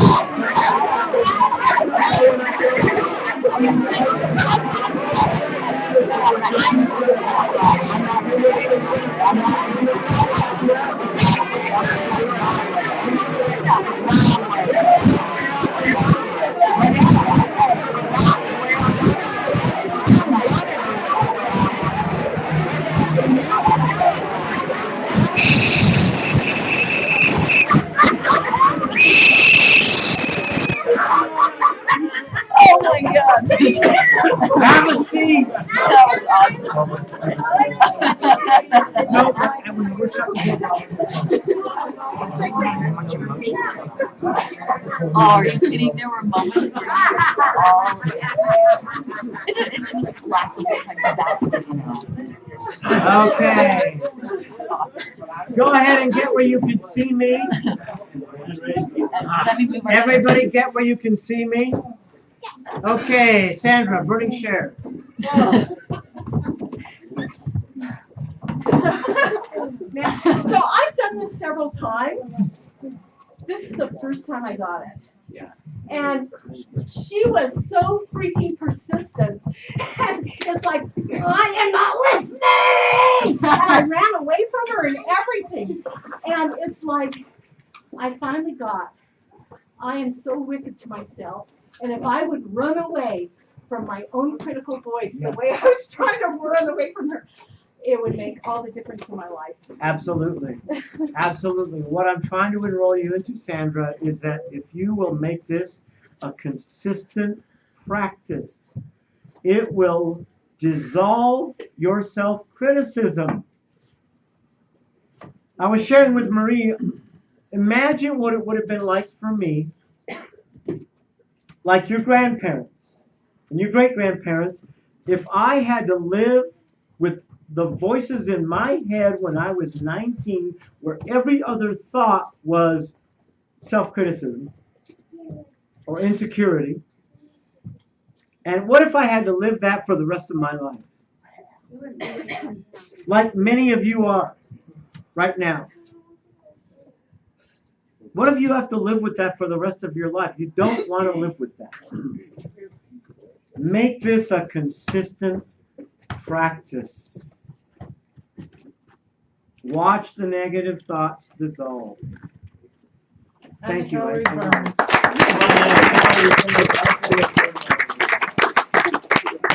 So I have a question because I'm kind of dealing this with my teenage son right now. He's 14, and he's going through this brat state, similar to what Dallin was coming. So I should just let him be a brat? No. Okay. So how do I not let him be a brat, but not be the critical parent that he ends up internalizing that? Right. Teach him how to be, like get a punching bag or something and teach him how to do this exercise, how to do that, and then show him that he can do that anytime he wants, you know, especially when you can't overhear it, right? Like go in the garage or, you know, get in the car, whatever. And let all that out, and you can show him, you can role play it for him and show him how to do it and have fun with him and say, you know, when you can let that out, then it'll be easier for you to choose stuff that you need to choose into. And I'm going to do my best to use the right tone of voice and just let you know what works and what doesn't work. You know, I teach a parenting course, and in that course is a video about the original horse whisperer. The first guy who actually learned about training horses without violence. And in the middle of the video is this section about how he learned that we could take those same tools with troubled teens and change their life, like I did with the horses. And basically, the main thing he said is that all I would do is say, that didn't work, you're still good, I love you, but now you get this consequence. And then you have the teenagers showing, who are now millionaires, you know, doing great, showing how I was the world's biggest idiot. But he didn't criticize me. He didn't put me down. He just kept saying that doesn't work. And now here's your consequence. That's how to do it. Acknowledge. Kara.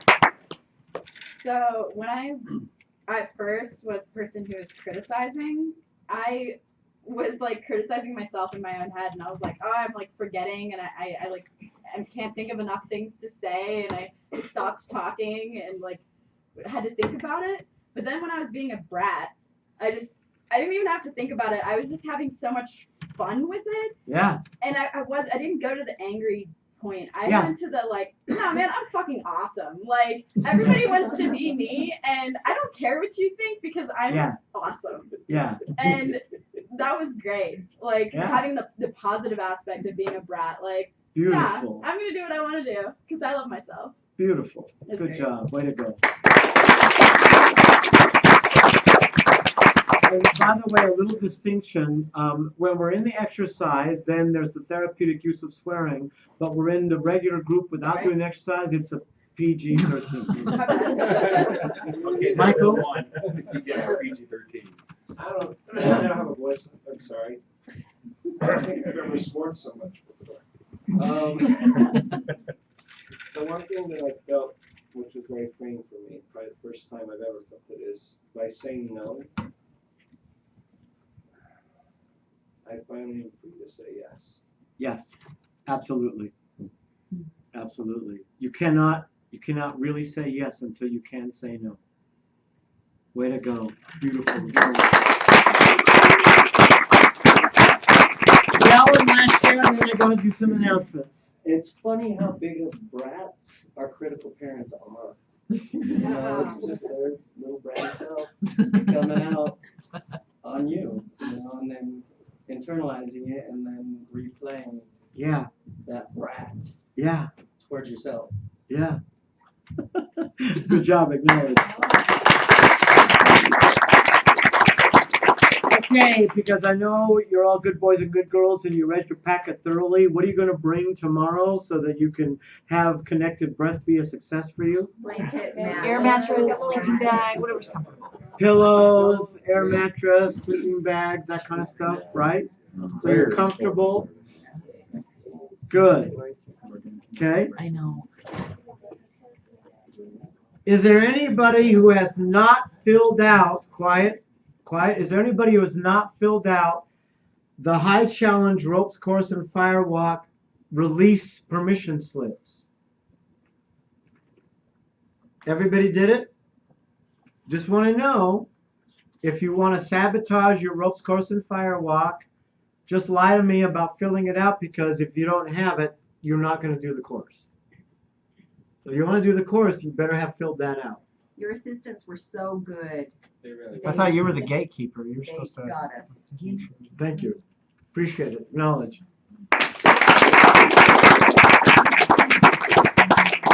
Now, in case you don't know this, and in case you know other people who are in my work, no assistants will be allowed on the ropes course except for Sarah and Moroni. So if you have friends who are awakening grads or whatever, and they go, oh, you're going to go do that tomorrow? I think I'll show up. No. They will be kicked off the course. Okay? Gary, question. Yeah. As assistants, are we allowed to go and just not participate on the ropes course? No. And just watch? You're not allowed to be there. Okay. Only Sarah and Moroni. Only people who've been through the course before. You been through the course? Yeah. Good. Talk to me later and I'll see if I can allow it. Okay. Thank you. But that doesn't mean that if your friends have been through the course that they can show up because. Yeah, that's right. And it also means that, for example, Sarah, Moroni, and you cannot ask to participate. Yeah. No, I was just wondering if I could like Be there. just be there. Thank you. Watch, observe. Okay. Okay. So you did the course last year? Yes. That's great. Everybody keeps forgetting. Are you that. kidding? We walked across the fire. No. Okay. Schedule for lunch and dinners. Tomorrow's lunch will not be here at the office. It will be away, like at a restaurant someplace. So you want to bring your money or bring your own lunch. Okay? Friday dinner. You want to either bring your own or go someplace quick and bring it back, because you're literally going to have only 30 minutes for dinner. So you're going to have to either bring your own or grab something extremely quick because you're only going to have 30 minutes. Now, Saturday, you're going to want to bring your own lunch and either bring your own dinner or bring, I think it's $8 so that somebody can go to Subway and get your stuff. Sarah and Moroni will be going and getting the Subway stuff. Okay? So it's up to you. But bring money or bring your food for both lunch and dinner. I know sometimes in the past we've said Subway today and then tomorrow it's Chipotle. Do we know for sure? It will either be Subway or Kentucky Fried Chicken. It's Subway. It's Subway. Subway, and there are order forms right out here on the table that you can make your order and Okay. tonight and then tomorrow. And you can either give her your money tonight or you can bring it tomorrow, but you're not going to, it's only the morning and the first break that we're going to be collecting money. After that, you got to bring your own. I was just gonna say, make sure you have your money Friday, not Saturday. Yes, because you'll be out of luck. Okay. Does that include for the pizza? That's on Sunday, So we and can yes, bring you our want to money for bring that your on money Sunday. you want to bring your money for that tomorrow. Okay. We only accept cash, no checks and no IOUs. Thank you. So the in-house lunch on Sunday is something that we need to pay for? It's pizza, so you can either pay for pizza tomorrow, so you can have lunch on Sunday, or you can bring your own on Sunday. And I'm not gonna say a lot about it, but believe me, anybody who thinks they might want to do another thing with us, like this is not your last thing.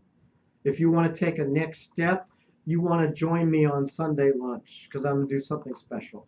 Not what I typically do at the courses. Do the guests need to leave before lunch, or are they able to stay for lunch? Guests can stay if they want to, but they have to pay for the pizza then. Okay. Wait. If you have guests that Actually- want to pay, then you better find out between now and tomorrow so we can have that handled. Yeah, she'll have it pre-ordered, so if they come in and like, oh, can I pay now? And we have 30 people, can I pay now? Then nobody gets food. Right. So actually, if your guests are going Tomorrow. to want to eat pizza, then pay Sarah tomorrow, and Or- otherwise they can bring their own food. Great.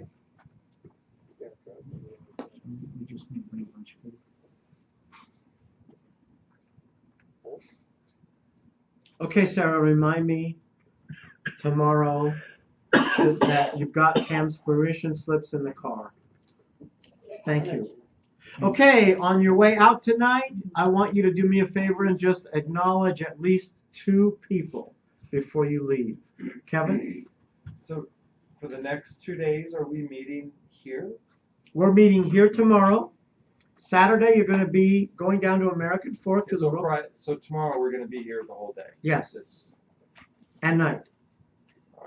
Yeah. So Saturday is the You're going only to drive day- down. Yeah, Saturday is the only day that you're not here. You're going to be down in American Fork at the ropes course and Can fire. we get the address for that? You're going to have a map. You're going to have 2 different sets of directions.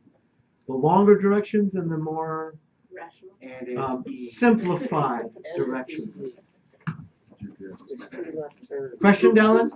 No. Okay. Age in my head. Okay. Ennis, question? It was the same as Kevin. Okay, good. Thank you. Any other questions before I let you go? Oh, yes. What time tomorrow? Marie?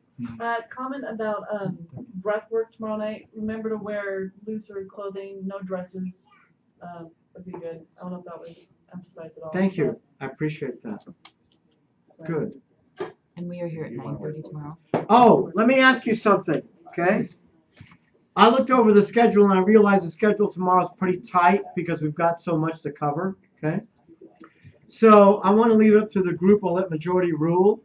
If we meet at 9:15, we can add those 15 minutes to your lunch and let you have a more leisurely lunch. If not, we'll have a tight lunch, even though it's away and it's at a restaurant, okay? So how many people would be okay meeting here tomorrow at 9:15 instead of 9:30? Raise your hand. Let me see how many. Oh, being here now 15. So you have a longer lunch. Get them high so I can see what we've got a majority. We got a majority. Okay, good, terrific. We're going to meet tomorrow here at 9:15. Please put that in your day timer or whatever you use so that you don't forget and get here at 9:30. Okay, everybody call it out. What time are we going to be here? 9:30. Never mind. Okay, thank you. Okay, if you have any questions, come up and ask me when we're done. Before you leave, please go and acknowledge at least 2 people on your way out. Have a great night.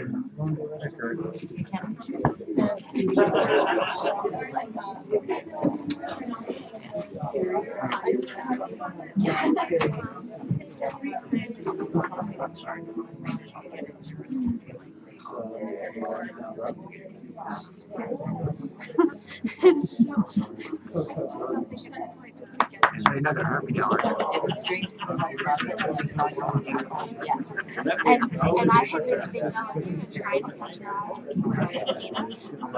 Oh, why was I even thinking she wanted to do with her? Usually it's just Can I acknowledge? Oh, everybody, do me a favor, have a seat. I have a very important thing to say. I'm sorry, but please have a seat. Do me a favor and just have a seat for a minute, okay? Cam and I have been texting all night long because it's almost assured to be raining on Saturday. Okay? Now, Rose Course is fine with that, but fire doesn't do too well with rain. So, I have had, over the last 40 years, many moments in our history where it looked like the weather was going to just flatten. It's like one time we were up in the mountains up in Heber, and we were going to get snow that was going to be so heavy in that area that our cars were going to be buried and no other assistance would be able to get to the lodge, right? So what we do in those situations is we pray. And I've had many examples over the last 40 years where the snow went completely around us or something. You know what I mean? Weather was affected. So I want to take just 30 seconds right now and have us all pray that we will get to do a fire walk because the weather will work with us. Okay? And if you don't pray, you can simply visualize the energy keeping Right. things. Right. You don't. If you're agnostic or atheist, just visualize the fact that we can have good weather for the fire walk. Okay. Let's do that now in silence. Okay.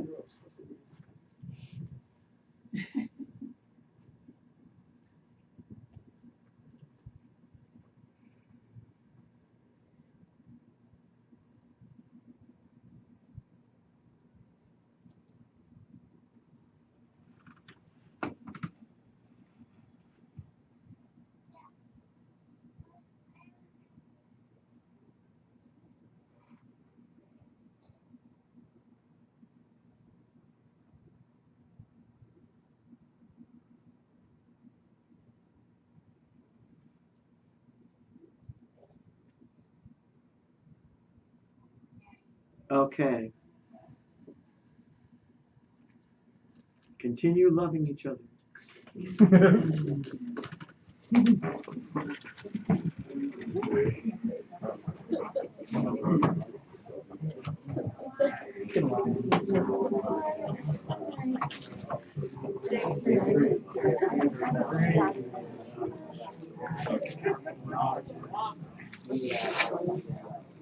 Great.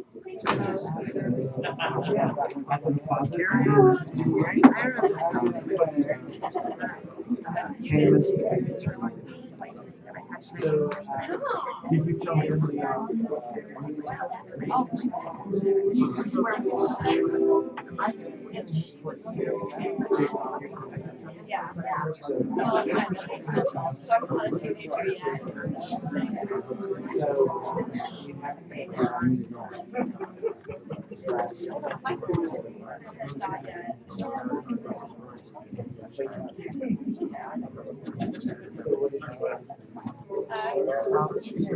Well, yeah. I don't know, I just got this whole thing of, like, it's okay to be a brat, and like, don't be a brat to somebody or be a brat to let's go through it. It's okay to be a brat and like, just be. Oh, yeah. Hey, Jared. Good to see you, man. Welcome. How's soccer? Good. You run hard? What? You run hard? I ain't good at it. Are you good at it?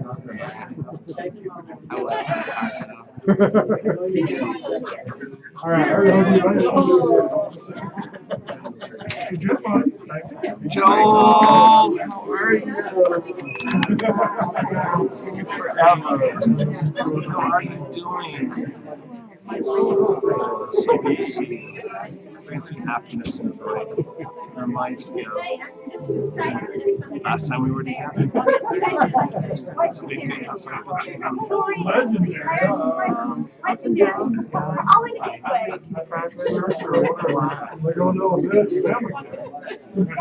the finding that peace you're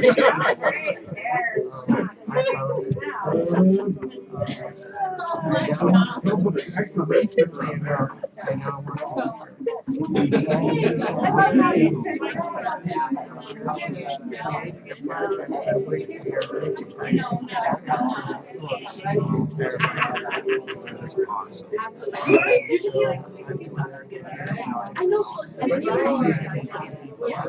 And then you were just gonna use the gun. But then I thought maybe on Monday we could have. That's awesome.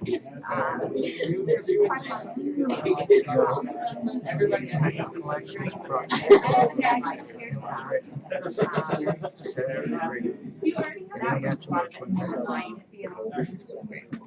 amazing.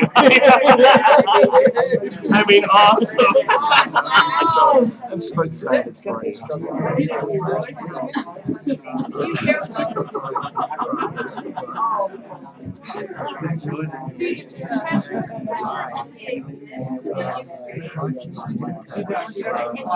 If you ever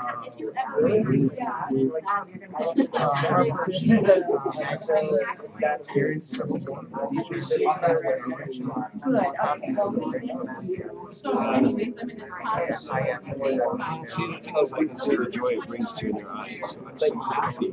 It's so great. In your garage?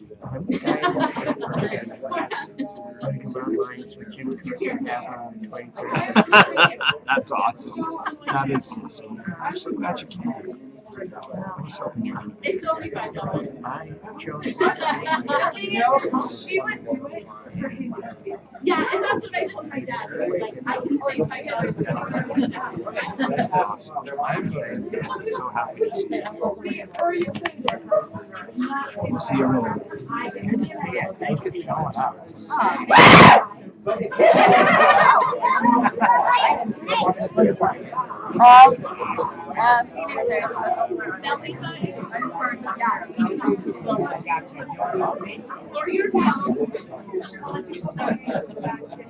Diving right in. Oh my god.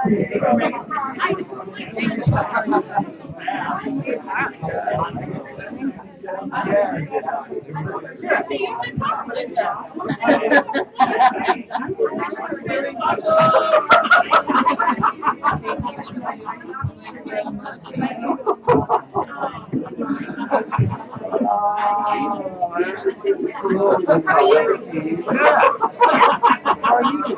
Wonderful. This is the first time I successfully ran away from a critical parent's voice in my head. Cool. Yeah, here she is. She was a persistent, pesky voice. Cool. How did you do? I got a read. What was your insight? Well, when I asked this division towards the older us and the younger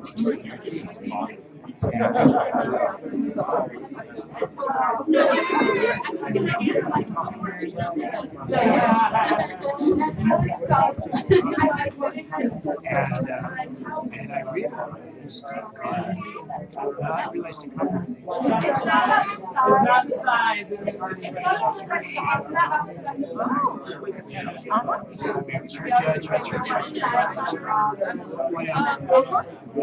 I wasn't doing anything wrong.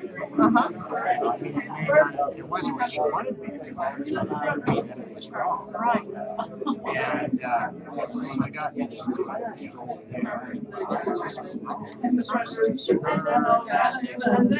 spewing out negativity because she didn't know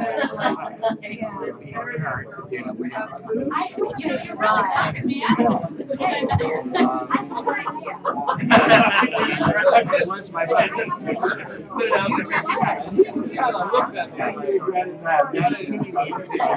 Female issues that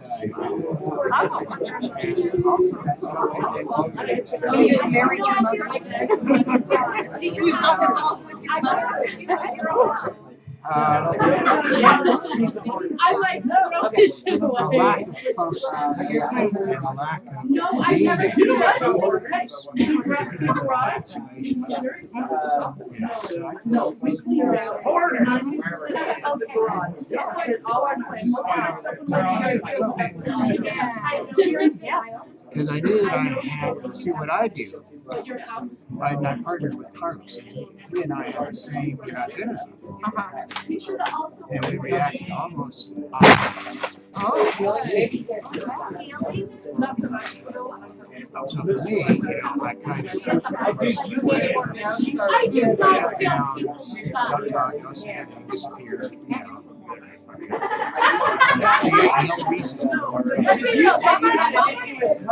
Carlos.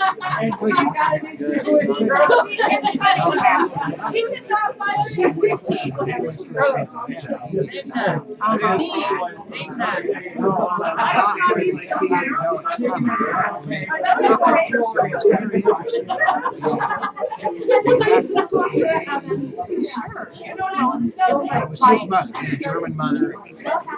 Fight and flight, right? And so he fights and you fight. Flee. I'm a fleer too. Yes. But I am interested.